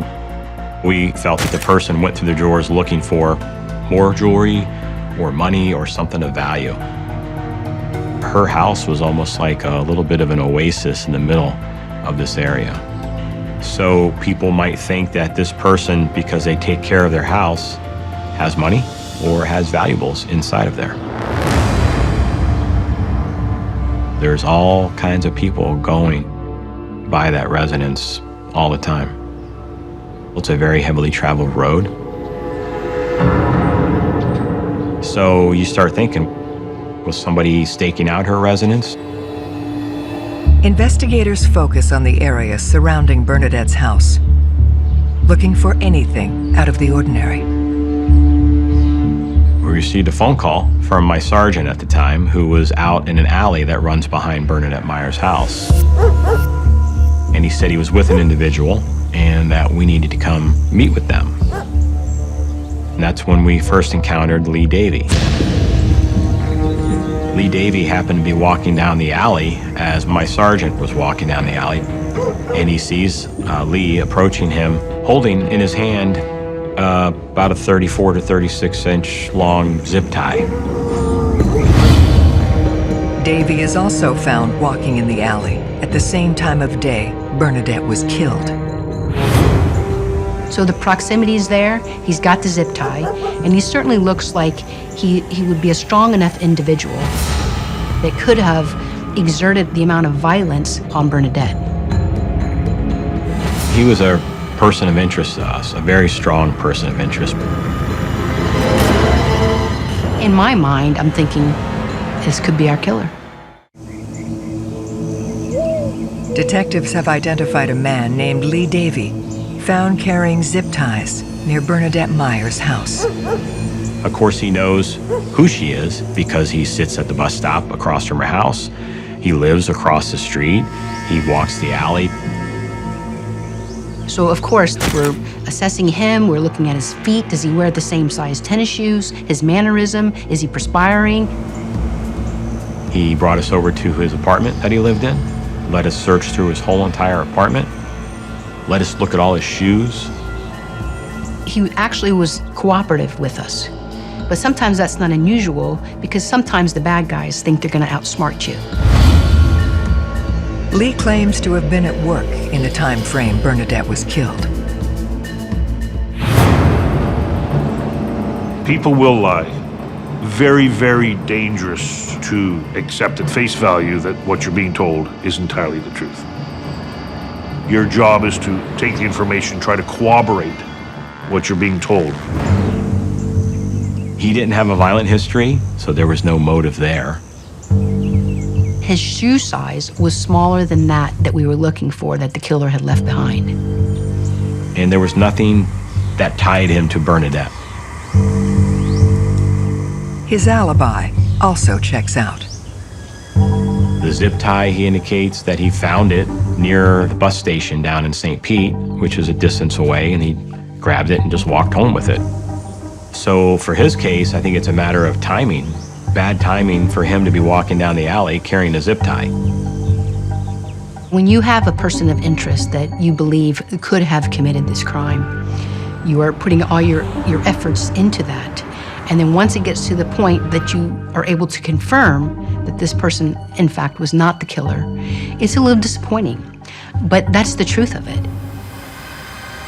Word had spread in the neighborhood because of the crime scene tape being there. Word had spread at her job. So people were calling in as well and giving us information, giving us leads. There was a phone call from a woman named Sunshine. Sunshine was very well known in the law enforcement community in the Lellman area.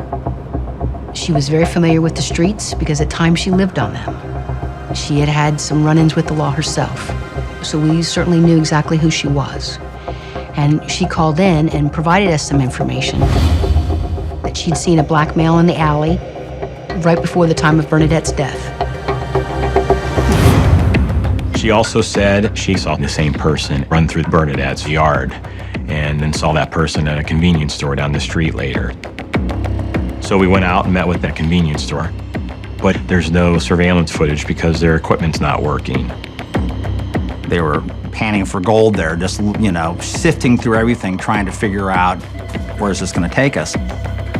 When you really have nothing, you're just searching, you know, one of the things you'd say, well, is anybody doing burglaries around that time frame? You start looking for any creep-in burglaries or people are at home, because the vast majority of home burglaries, there's nobody at home. And burglars don't want to break into people's houses when people are there. It led us to Curtis Bryant. He became a person of interest because, you know, that was kind of his MO, going to people's houses in that area and breaking in while they were there. Bryant's description matches that of the man seen by Sunshine near Bernadette's house. In the process of finding Curtis Bryant, he was arrested on a burglary charge. He broke into a residence while somebody was home, and it happened to be a female, an adult female, in close proximity to Bernadette's residence, within 8 blocks, and they were also in a stolen car.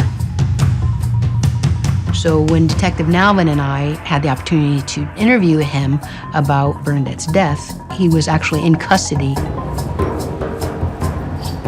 Unfortunately, that day, Mr. Bryant lacked a moral compass.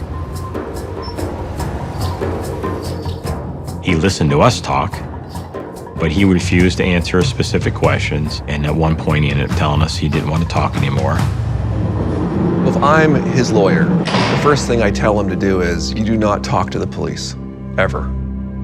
And if you do, you're an idiot. Because anything you say can and will be used against you in a court of law. They search Bryant's house, hoping to uncover evidence linking him to Bernadette's murder. He lived in a little room inside of a garage and paid rent there.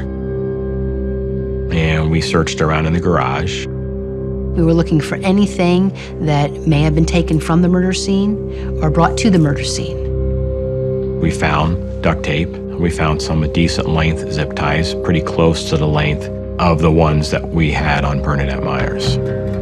However, the zip ties was a different manufacturer. The duct tape had a different grain and texture to it. We collected his shoes. His shoe size did not appear to fit with the size of the impression that we had. Nothing was tying him to her. Nothing was tying him to the scene. Bryant looks set to be ruled out when police make an important discovery. When we found Bernadette's car, it was at a local auto parts store right around the corner from Bernadette's. That was somewhat exciting to hear. Finding the car where it was in such close proximity, it kind of supported the theory that we had that the person got in the car to get away from her residence without being seen. They look for physical evidence that places him in the vehicle. We were hoping we'd get lucky and get DNA from the suspect. We had it towed back to our forensic lab, and it was processed. They were able to recover blood from the top of the steering wheel, from the gear shifter. They recovered it from the armrest. We had it submitted to the crime lab in hopes of it belonging to the suspect. However, all of that came back to Bernadette Myers. It's very deflating every time you're sending something off that you feel has a good potential of having DNA associated to the suspect, and it's coming back to your victim. Their final hope in connecting Bryant to Bernardet lies with the timeline. At that point in time, when Bernardet was murdered, Curtis worked for a seawall construction company. And we were able to get in touch with his boss, and we were able to confirm that he was at work and what time they worked till that day, which would have made it impossible for him to make it from where he was to Bernadette's for that. Detectives now worry about the case growing cold. Morale was kind of stretched, but you keep pushing ahead. You know, you have a victim that you want to find justice for her, and you have family members.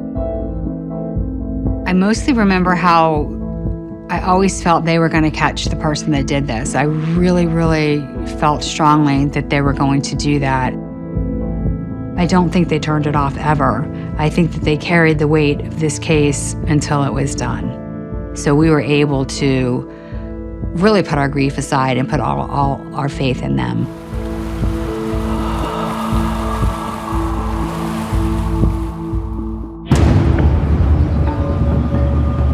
Convinced Bernadette's murder was a well-planned crime of opportunity, police broadened their neighborhood search, determined to identify anything unusual from her final 24 hours. In Bernadette's case, what made it unique and somewhat difficult was the fact that it was a transient area. It's a lot of people coming and going. We went back out again to do some more canvassing, and there was a decent-sized auto dealership right at the end of Bernadette Street.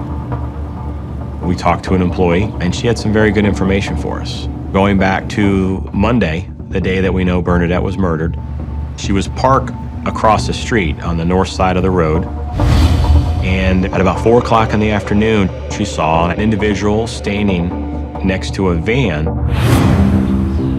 that was parked next to her car. 30-year-old white male, 5'10", brown hair. She got in her car and she left. She came back about 45 minutes later. And when she came back, the van was still there.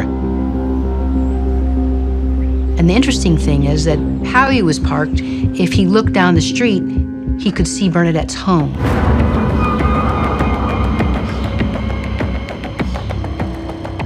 It was in direct sight of Bernadette's residence, for the front door and the driveway and most of her yard. I thought, great, maybe this person was looking that direction and could remember seeing something happen at Bernadette's residence. The individual was now seated inside the van, and as she got out, he made a comment to her without her even saying a word to him. "I'm waiting to meet somebody." He volunteers that to her, which she thought was kind of weird. And she goes into work. And about 15 minutes later, which would now be about 5 o'clock, she goes to leave for the day. He's still there. I asked her if there's anything that stood out about the van, and she remembered that it had a magnet on the side of the van from a local painting company. This was something certainly that we had to follow up on. Who was he? Was there a line from him to Bernadette? Was this someone that Bernadette knew? Because of the business name on the side of the van, we knew where we were going to go next. And we were going to find out, who is this person in this van?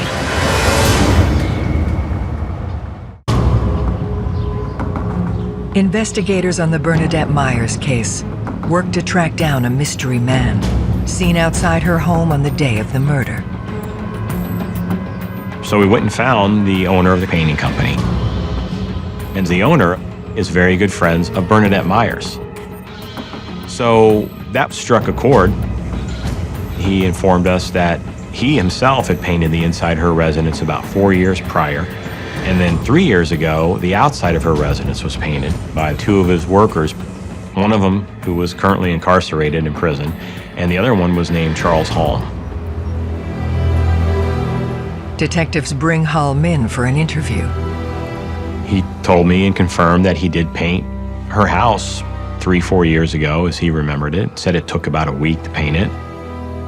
He kind of alluded that they were kind of friendly when he painted her house, that she would leave her doors unlocked so they could use the restroom. So I asked him if he had been by there recently. And he said no. And I said, well, you sure? Sure you wouldn't have been somewhere around there to meet somebody? And he kind of said, oh, yeah, I was. He kind of committed to parking in the same area that he was observed in. He reluctantly admitted that he was there, knowing that there was probably a witness that saw him there. I asked him for his help to see if he saw anybody over there, and he said, yeah, I could see right to her house, but no, I didn't see anybody. He was thinking out loud at this point to himself, who was I there to meet? Who was it? And he was looking up into the ceiling and looking left and looking right, and he kind of just looked over at us and said, I don't know, beats me. I can't remember who it was. He parked in a spot, for an hour and waited to meet somebody, but can't remember who he was going to meet. I didn't believe him. We did notice during the course of the interview that Mr. Holmes' shoe size looked like it could have been the shoe size that we were looking for, but there was no real evidence to hold him. At that point in time, I'd gotten information from him that I could follow up on, and I sent him on his way, and asking him to call me when he thinks of who this alleged person was that he was supposed to meet.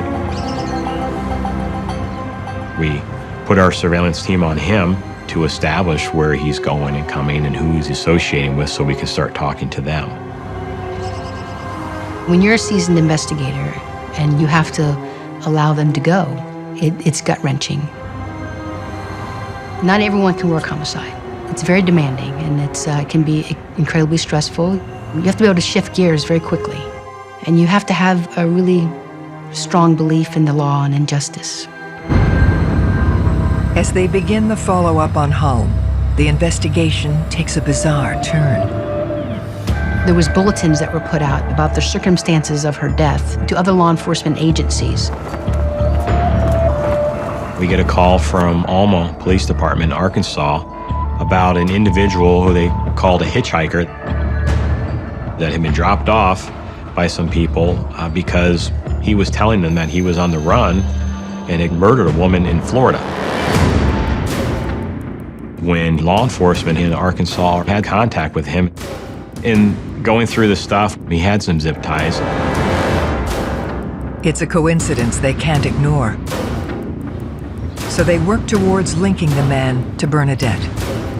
By going through all these different reports and different associates surrounding this individual, we are able to say at one point in time that a girlfriend of his that lived almost on the same block as Bernardet Myers.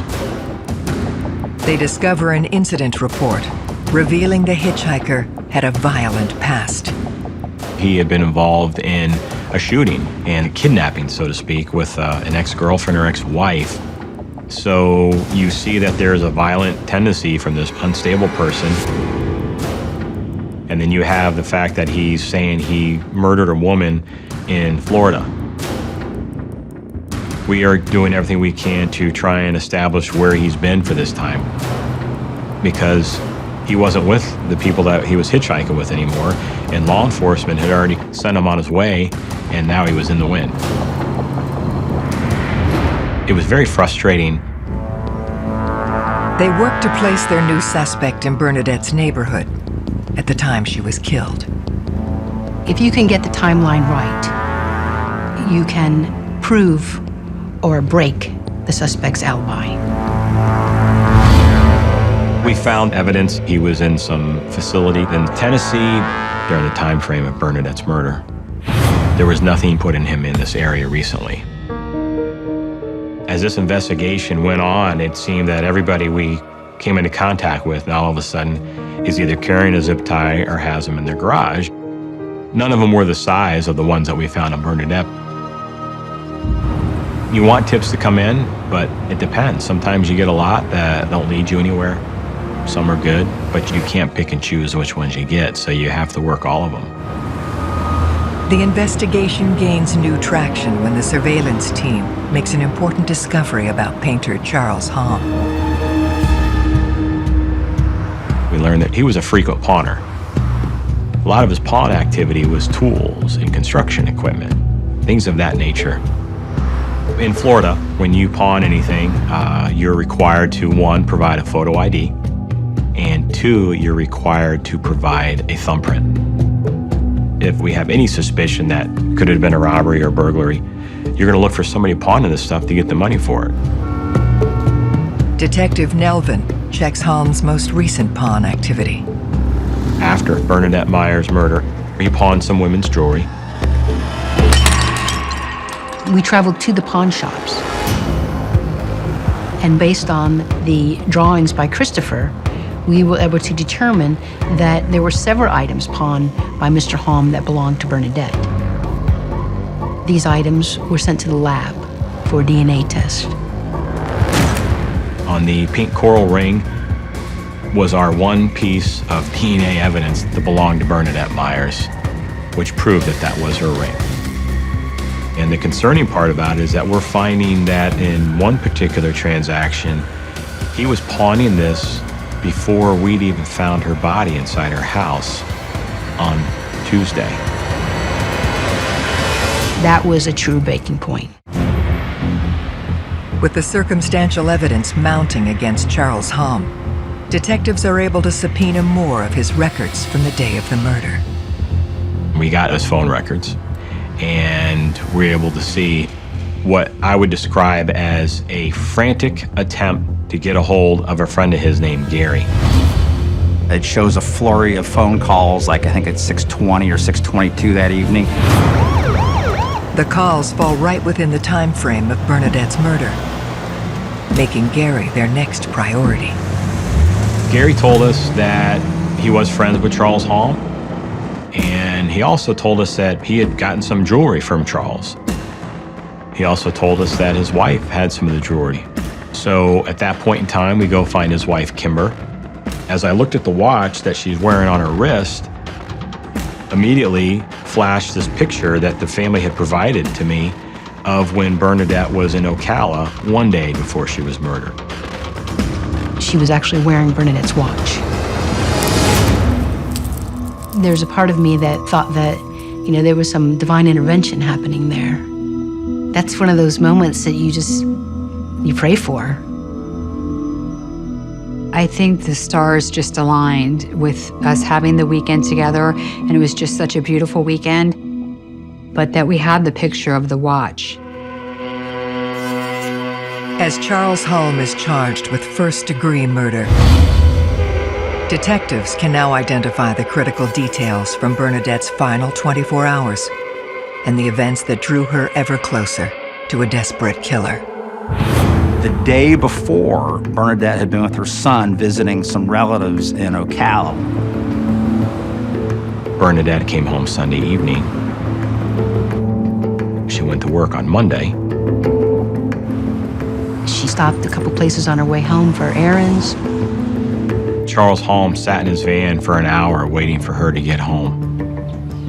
He knows that she has a nice house. He knows where she works, so he knows that she's more well off than most people in that area. Now, whether when he was watching her house, his plan was to kill her, it's possible. He was doing a lot of drugs at that time. Heroin, cocaine, crack cocaine. She went home that night expecting to have a quiet evening. She put her things down, and Mr. Hom was at the back door. And she probably answered it. She was a friendly person. And she recognized him. And he probably thought he might be able to smooth talk her into getting some money. But she will tell people her mind. Probably told him to pack sand. He was upset. That's when he attacks her. He repeatedly struck her in the back of the head with some type of blunt weapon. And he continued to strike her until she went down. To make sure that she was not going to be on this earth any longer, then he took zip ties and he put them around her neck and used those zip ties to drag her body from the kitchen area into her bedroom, where he left her face down with her head in a pool of blood. He was panicked at some point because he was trying to reach out to his friend Gary at that point in time, frantically. He then used the idea of going through her garage to get in her car to leave without being seen, to go park down the street, to be able to walk back to his van that he was in, and then drive away. Then, the following day, Charles Halm pawned jewelry that belonged to Bernadette Myers 3 hours before we found her. Finding the pawn transaction that's done before her body's found with the jewelry that we know is hers, and then finding this watch that she was wearing not even 24 hours before she was murdered, to me was a huge moment. He probably looked at it as she could be an easy target as far as that goes. And so in that regard, it's not random. It's random from the standpoint that she did nothing to encourage this. And that's the scary part. You know, there truly are evil people out there that prey on innocent folks. Ultimately, Charles Halm was convicted of first-degree murder for killing Bernadette Myers. He's serving life with no chance of parole. You're talking about a couple $100 ultimately. A couple highs is what he got out of this. Murdered her brutally. To think about somebody going through that in the last minutes of their life is always stuck in my memory. Being able to put Charles Halm in prison for the rest of his life was very satisfying. There's parts of every homicide that you always have with you. The part about this case, about Bernadette Myers' death and her murder that stuck with me the most was the courage of her family, even at their time of grief, to help us with the investigation. Without their help, we wouldn't have been able to go forward. I try not to think about how she died. I like to think about how she lived. Bernadette was so funny, and we laughed all the time. She was our aunt, she was a sister, she was a best friend. Sunday morning, we were all just sitting there visiting. And Bernadette was sitting next to me. And she looked me right in the eyes and told me why she loved me. It doesn't get any better than that.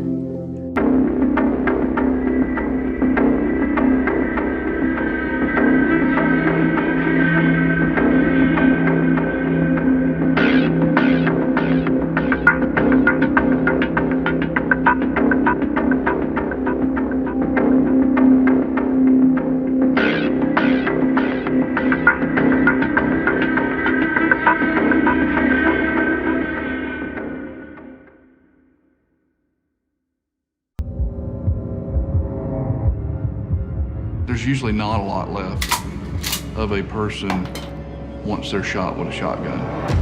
A brutal killing. Blood was everywhere. The carnage, the just brutality. That was the worst thing that I've seen. A dark mystery with multiple suspects. And this case had all the classic elements of sex, money, and even drugs. That was the killer calling and telling them that the job is done. He needed to go in there and eliminate these problems in his life so he could have what he always wanted. I can protect you if you tell me the truth. I would not lie to you about a murder. The truth will be revealed. She knew that she was playing with fire. That's when the fuse was lit. Every day in North America, dozens of people are murdered. The key to solving the toughest of these homicides lies in the final 24 hours of the victim's life. To crack the case, detectives must reconstruct that critical timeline. The minutes and hours containing evidence that can help unlock the mystery and catch the killer.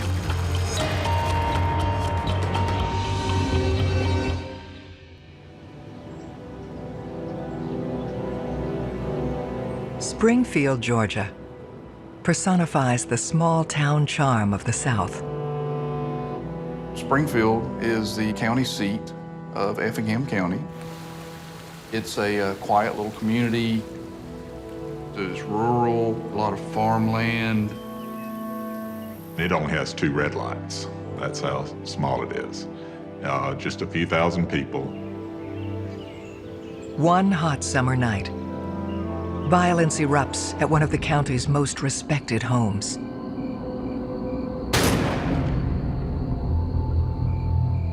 In the early morning hours, Effingham Dispatch received a call from a female. 911. Help, please. Can I help you? What's wrong? I'm shot. You're shot? Yes. How did you get shot, ma'am? I don't know. It was difficult to make out what she was trying to tell them, but they did pick out a couple of words. Husband shot too. Your husband shot too? Yes. Who else is in the house with you? Son. Your son? Yes. Did he get shot too, or you don't know? I don't know. Do you know who shot you?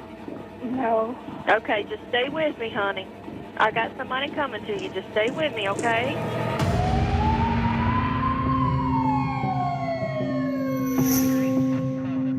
Upon arrival, deputies locate 58-year-old Linda Height.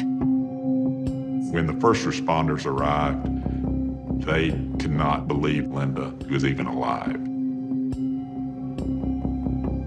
She had taken a shirt and wrapped it around her lower jaw to help stem the flow of blood. The emergency medical services, they arrived on scene and transported her to a local hospital to immediately get her help. The other 2 individuals in the house, one was Linda's husband, Philip, and a son, Carrie. Both of them had sustained gunshot wounds to the head. It was obvious that no intervention would have saved them. Investigator Eric Reiner and Assistant District Attorney Michael Muldrew locked down the scene alongside Effingham County Sheriffs. We knew that this was going to be a very difficult case, that it is going to take tremendous man-hours. The sheriff, knowing that, assessed the situation and called in help, and he called in the GBI, the Georgia Bureau of Investigations. Special Agent Eugene Howard is assigned as the lead. When I approached the scene and drove onto the road where the Heights family lived, the first thing I realized was the remoteness of the location.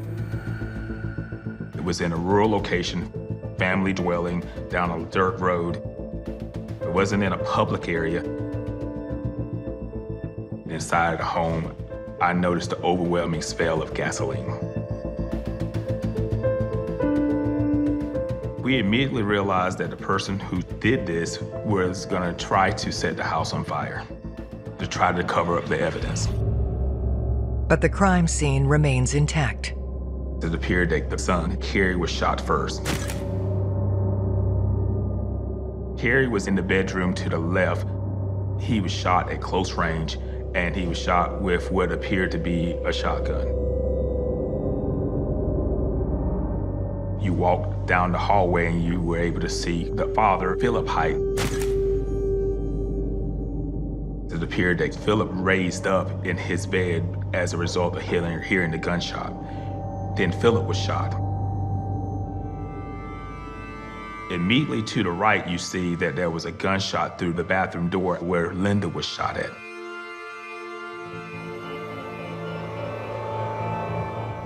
Shotguns are destructive. They're large barrels, and there's a lot of different metal pellets that come out.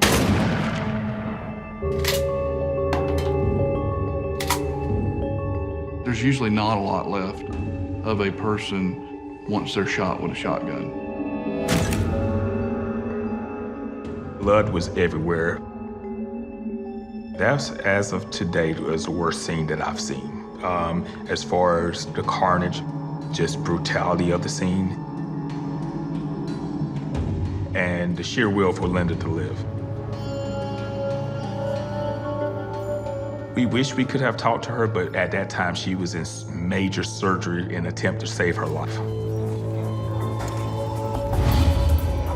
To find the person who killed Philip Height and his son Carrie and left Linda for dead, investigators will need to reconstruct the last hours of the victims' lives. What you start thinking about as an investigator is the victimology. Why or what caused this family to be brutally murdered and assaulted? Initially, and from the evidence, it appeared to be a robbery or a break-in. There's a big hunting community in Effingham, so it's not uncommon to have a shotgun. However, there was no shells found at the scene. No person who wanted to come in and rob and shoot had a reason to pick up the shotgun shells, especially if they were gonna set the house on fire. This was different than a random burglary. There was nothing taken from the house. Stuff is still there, it's cash. There were wallets, there was jewelry, there was money and money clips. Truly nothing had been disturbed.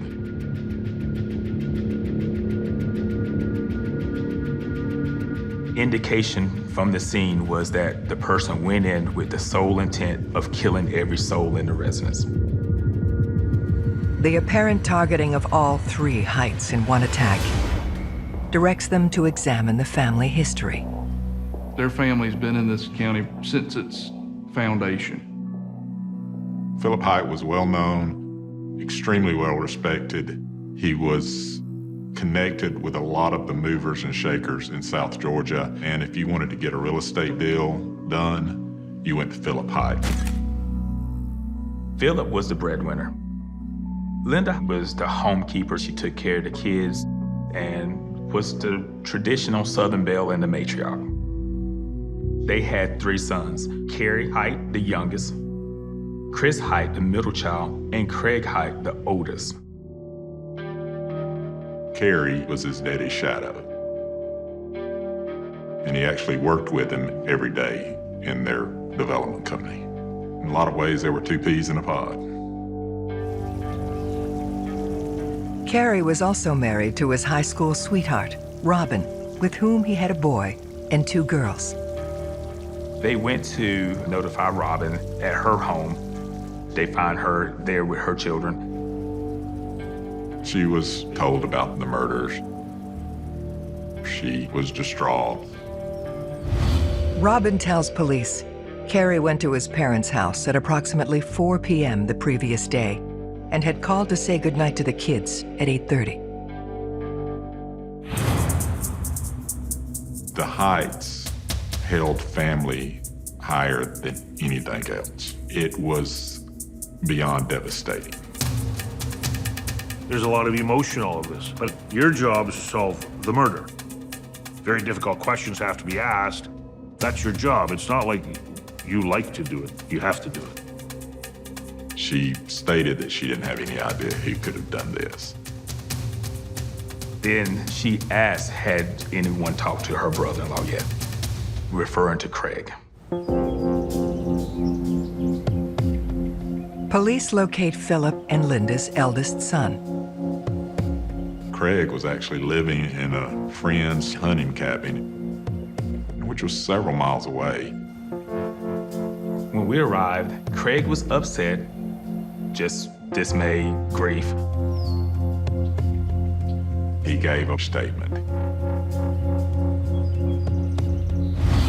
He said he had been at the hunting cabin and that he had gone there earlier in the evening and he had been there all night and that he had not found out about the murders until he was called well on up in the morning. Investigators get their first real lead. We found out that Philip's business was in dire straits. He was struggling at that point.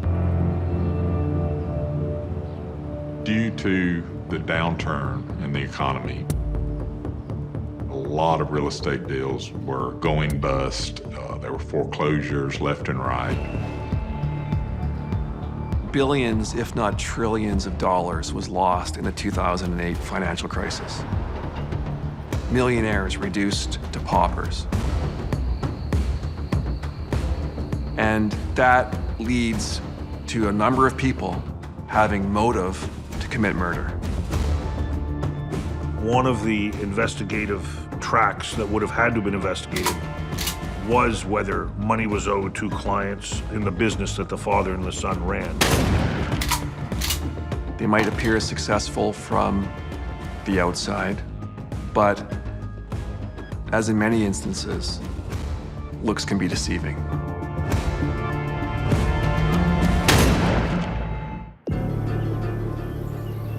Investigators discover the brutal attack on the Height family may be connected to the business Philip and his son Carey ran together.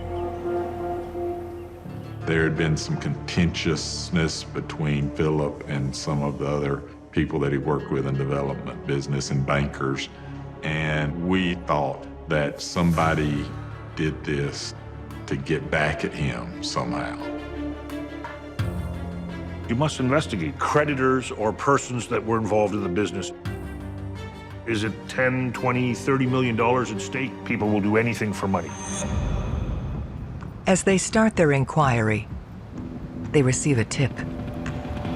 This lady in Effingham County received a phone call, and she tells the sheriff that she had received it approximately the same time that she thought that the Height murders were being carried out. She could hardly hear them, but she could hear them say, "The deed is done." This happened that night, and that's what made the person who received the call think, hey, this might have something to do with the case. You cannot discount anything at that point. A lot of times, the leads that we get from the community actually result in some good information. So the first thing you do is you get phone records. We interviewed a lot of people that had conducted business with Philip. We searched his real estate business. We toted out boxes of records, searched through all those records. We could not come up with any credible information that would lead us to a motive for the crime. People argue, but it doesn't mean that they're going to kill you.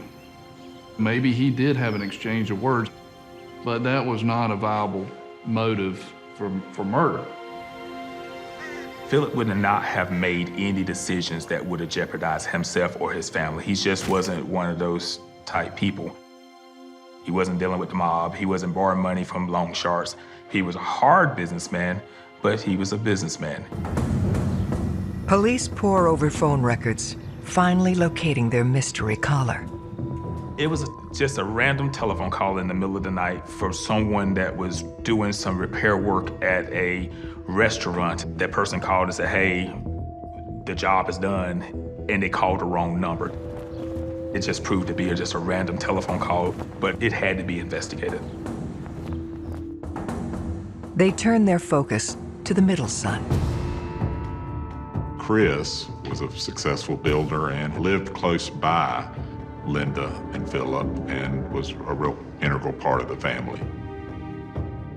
He was devastated beyond belief. Chris tells investigators he was at his parents' house at 4 p.m. when Carey first arrived. Chris was in a hurry to get home, feed his children, bathe his children, get ready for their school the next day. He reported that he was home with his wife that entire night, which was confirmed by his wife. But Chris does have an idea about where they should go next. Chris mentioned his father saying to him that he reported something to the local law enforcement. There was a meth addict down the road that was manufacturing methamphetamine. Philip called law enforcement and said, hey, this guy is selling meth in our neck of the woods. He actually went to prison for that.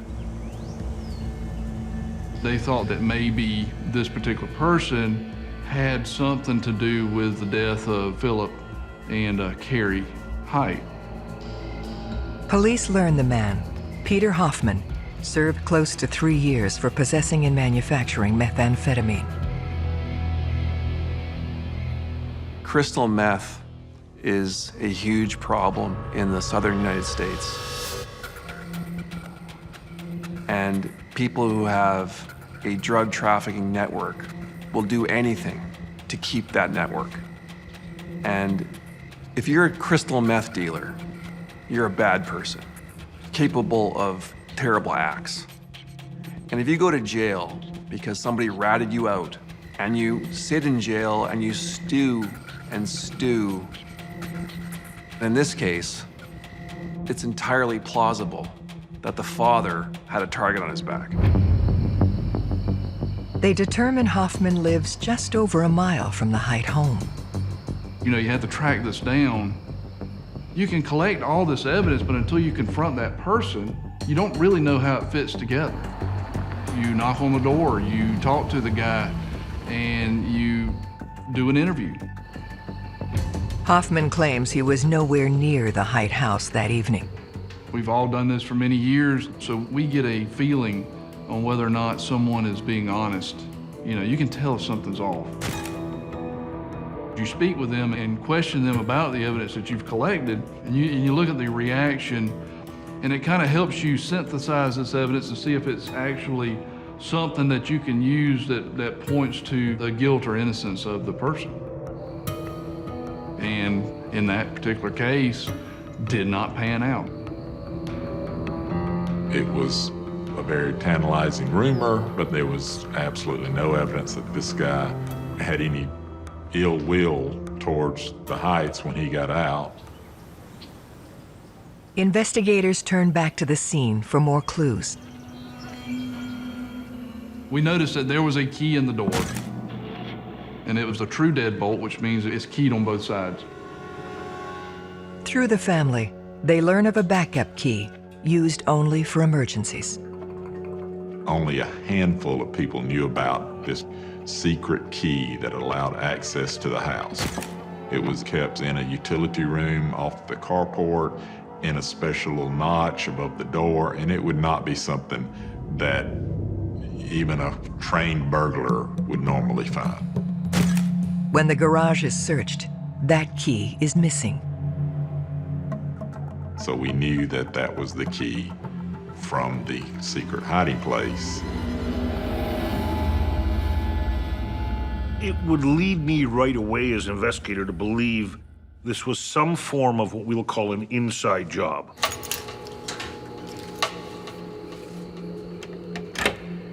Since we had such a small number of people that knew about the key, it had to be somebody that was closely associated with this family and that actually had the intent to commit an execution.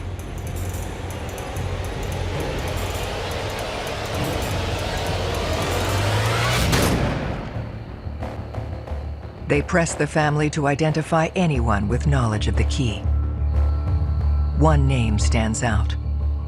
There was another particular person that came in interest, and that was John Henry, Robin Heist's brother.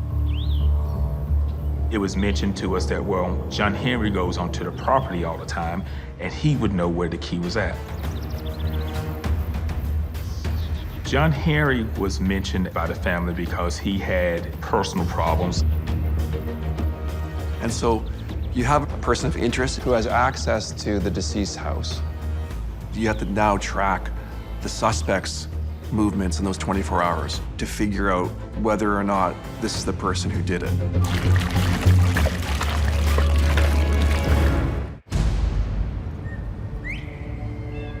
Police have identified family friend John Henry as a person of interest in the Height murders. We found out that he was a very, very close friend of Carrie Height. Carrie got him a lot of jobs. He was a handyman. This friendship makes Henry's potential motive for murder unclear. Most murders are committed between people who know each other, and it usually comes down to a factor involving the relationship itself. In these cases where that person either orchestrated or committed the murder, identifying motive, it's not so easy for the detective. You can't have that tunnel vision. You still have to step back and investigate the whole case.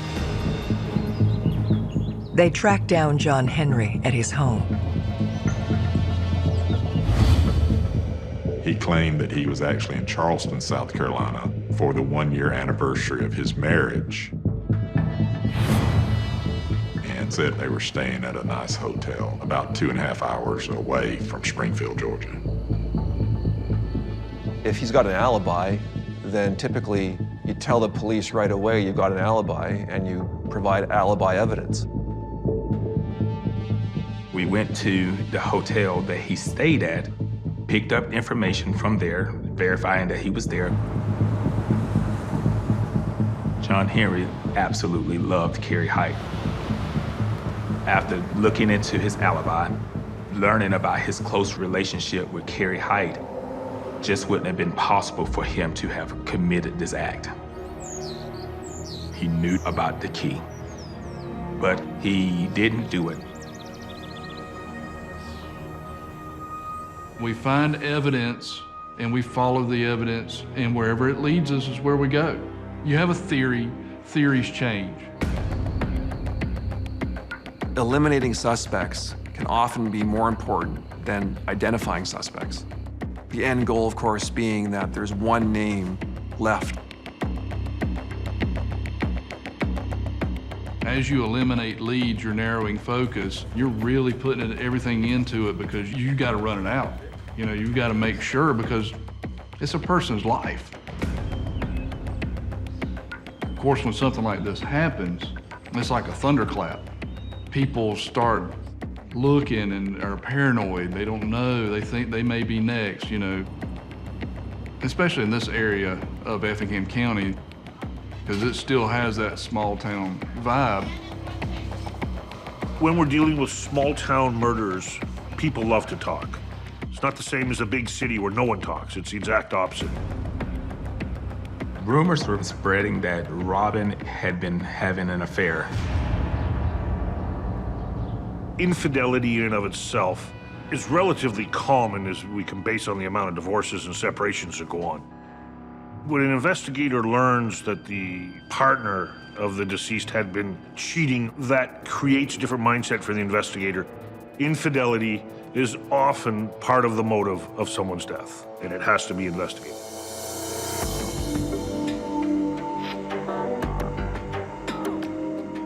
When we contacted Robin Height about it, she was forthcoming with the information. She didn't try to hide the fact that there was an affair. She said the affair had been going on for some months. When you start fooling around on your spouse, it's a recipe for disaster, and the chances of it not ending well vis-a-vis a murder are extremely likely. Believing Carrie may have been the main target, they need to determine his wife's whereabouts on the night of the crime. Robin Height reported that she was at home all night. There was dozens and dozens of man-hours spent tracking that down and getting cell phone records. Her cell phone was at the house all night long. Robin never left the residence that night. But what detectives soon discover changes everything. She was having an affair with her brother-in-law, Craig.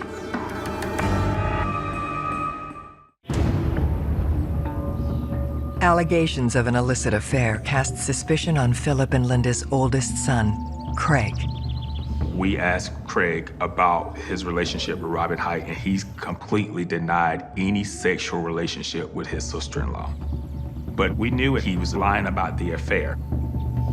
That was a very crucial moment in the investigation. He's brought in for further questioning. We did a hard-hitting interview. he lied about the affair even more. So we scheduled him for a polygraph. He started to change his statements. He told us that he did have an affair. If someone is caught in a lie by police, they will often change their story afterwards. They will often backpedal. It shines the light on them because they didn't tell the truth in the first place. Craig's lie opens the door to a shocking suggestion that even for investigators is hard to stomach. People didn't think there was any way he could shoot his mama. Knowing the community, knowing the status of this family, we knew that we were going to have to leave no stone unturned and no questions unanswered.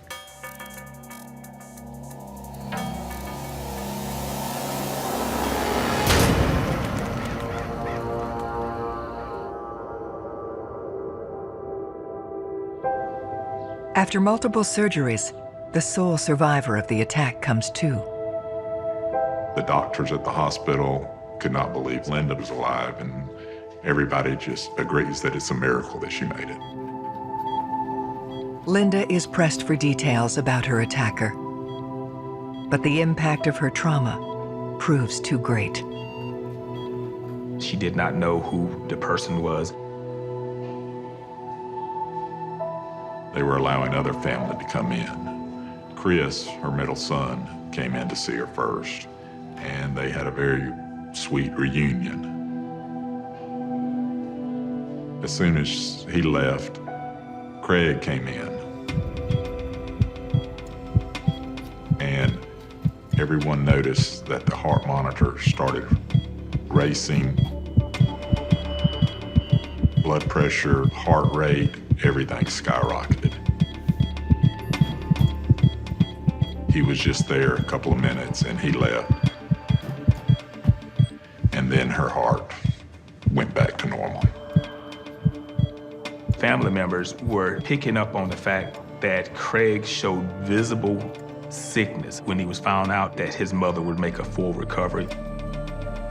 Craig's mother is unable to provide more information, so Special Agent Howard turns to her middle son, Chris, to see what he knows. Chris indicated the family was just learning of the affair. This was just tearing his family apart. For Philip to see the family that he and Linda had nurtured fall apart because of his oldest son's affair with his youngest son's wife, it was beyond devastating. Chris says the conflict had recently come to a breaking point.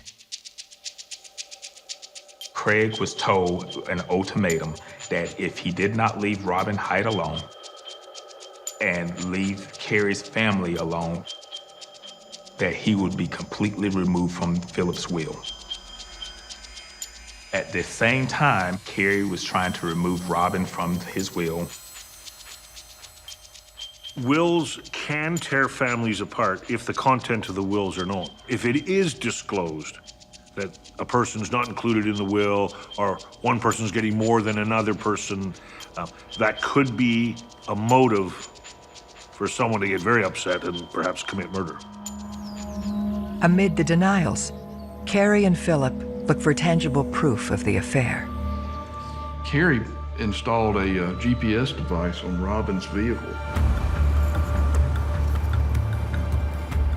And so they knew where she had been going. On that Saturday and that weekend, Craig and Robin spent the weekend together. A friend of Philip's, who owned a helicopter, was asked by Philip to fly over this hunting cabin where they suspected Robin was meeting him. He flew over, took some photographs of them.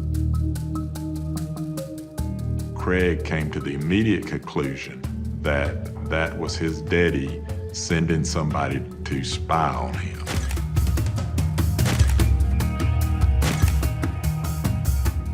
Craig had been confronted by Philip in the past, and he had denied it. Craig couldn't deny the fact that they were having an affair anymore.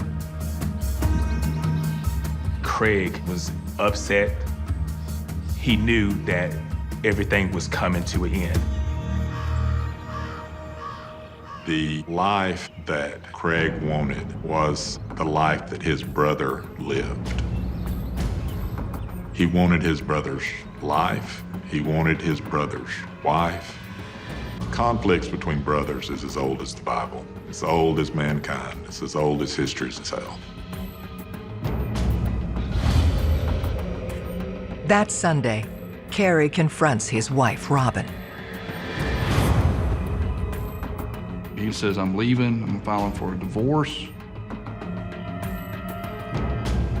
Carey decided to go stay at his mother's house, which was the first time he had stayed there since their marriage. When Carey got there, he actually requested Chris to witness his signing of a new will. Chris told him, I don't have time right now, but we'll do it later. And unfortunately, there was no later. It's compelling circumstantial evidence, but still not enough for an arrest. The picture of the killer was coming into focus.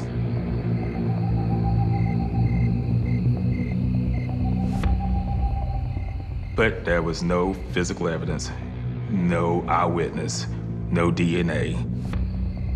We knew, due to the nature of the crime and the people involved, that we didn't have to not only prove that Craig Hite committed the crime beyond a reasonable doubt, but we also had to prove that no one else committed the crime.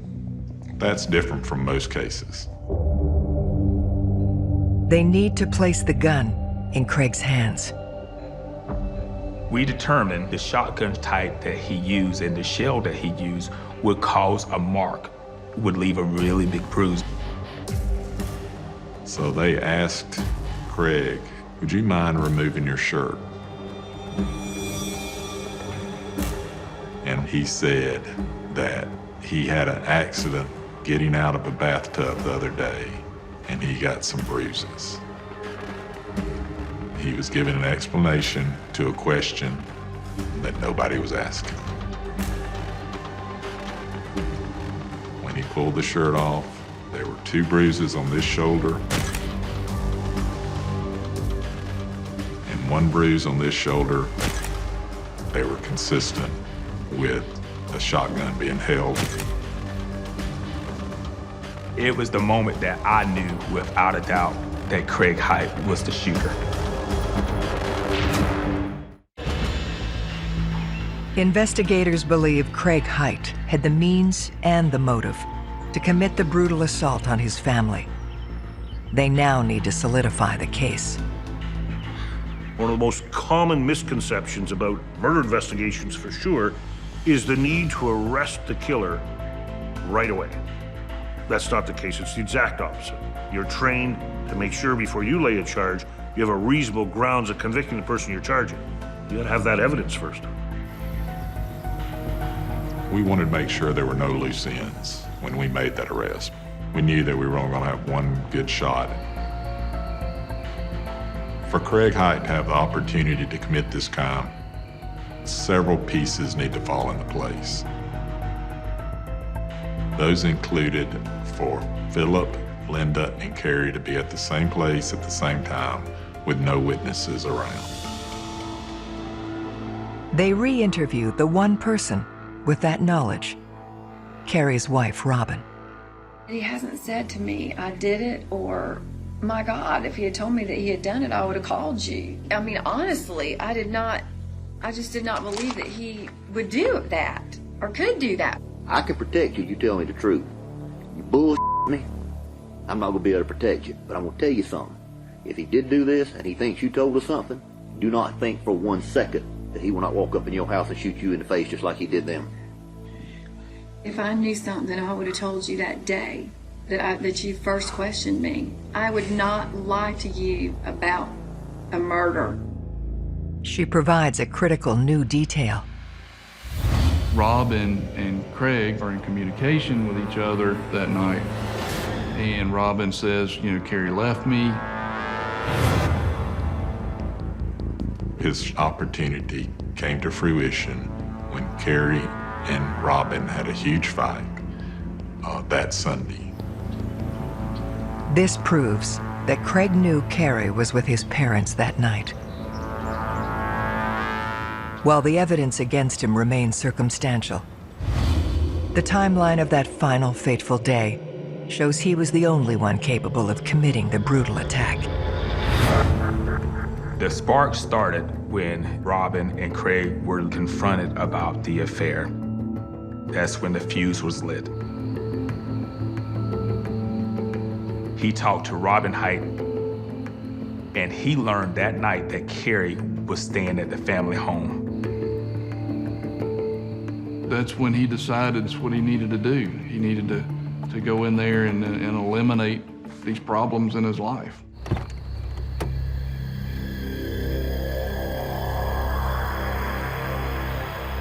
He got his shotgun.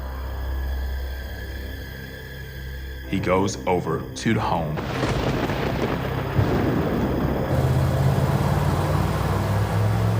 He uses the key to enter the residence.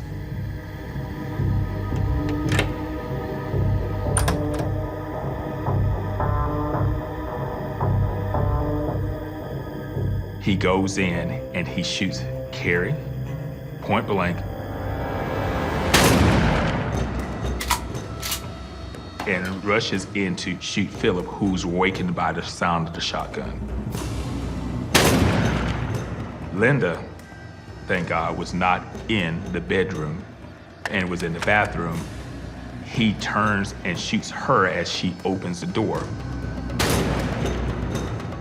At that time, she's knocked out.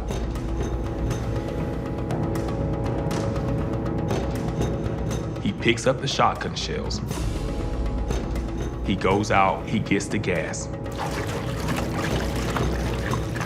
He pours gas. As he's going to set the fire, he hears his mother on the phone. At that time, he doesn't know if the local law enforcement will be there in a moment.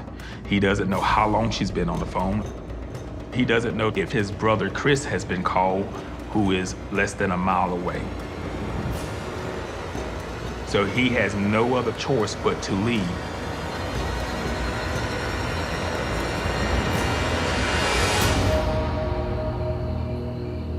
Police are now certain of his guilt, but as they prepare to make the arrest, they make a disturbing discovery.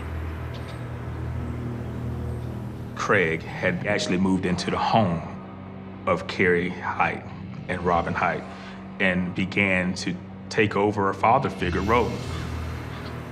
Craig was taking over his brother's life. He was raising his kids, driving his truck, sleeping with his wife. It just was appalling. We received the telephone call that at the end of the school year that Craig and Robin were moving to South Carolina.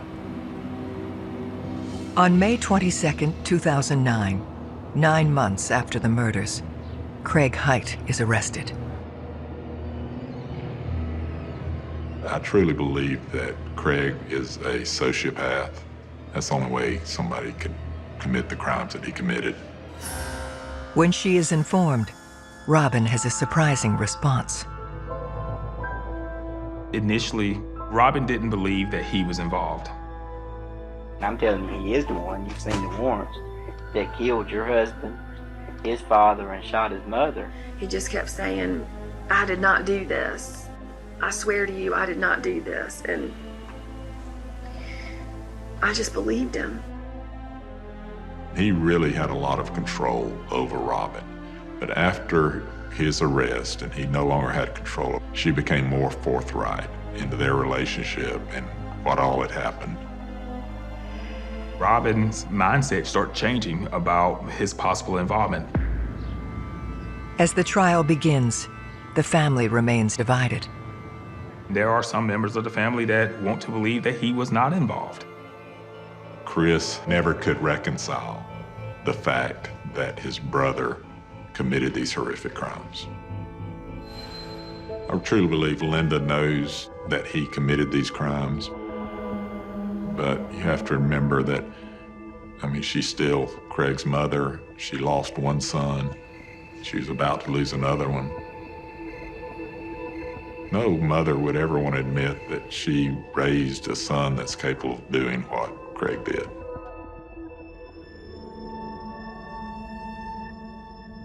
The jury ultimately found Craig Hite guilty of murdering his father and his brother and brutally attacking his mother. Craig Hite is sentenced to 2 life terms, plus an additional 85 years. He essentially going to spend the rest of his life in prison. You work hard, you put all this effort into a case, and you get the verdict that you're seeking. You do feel good because you felt like justice has been served. But on the flip side of that, you still have a broken family and community that was going to take a long time to heal. Your heart goes out to that family.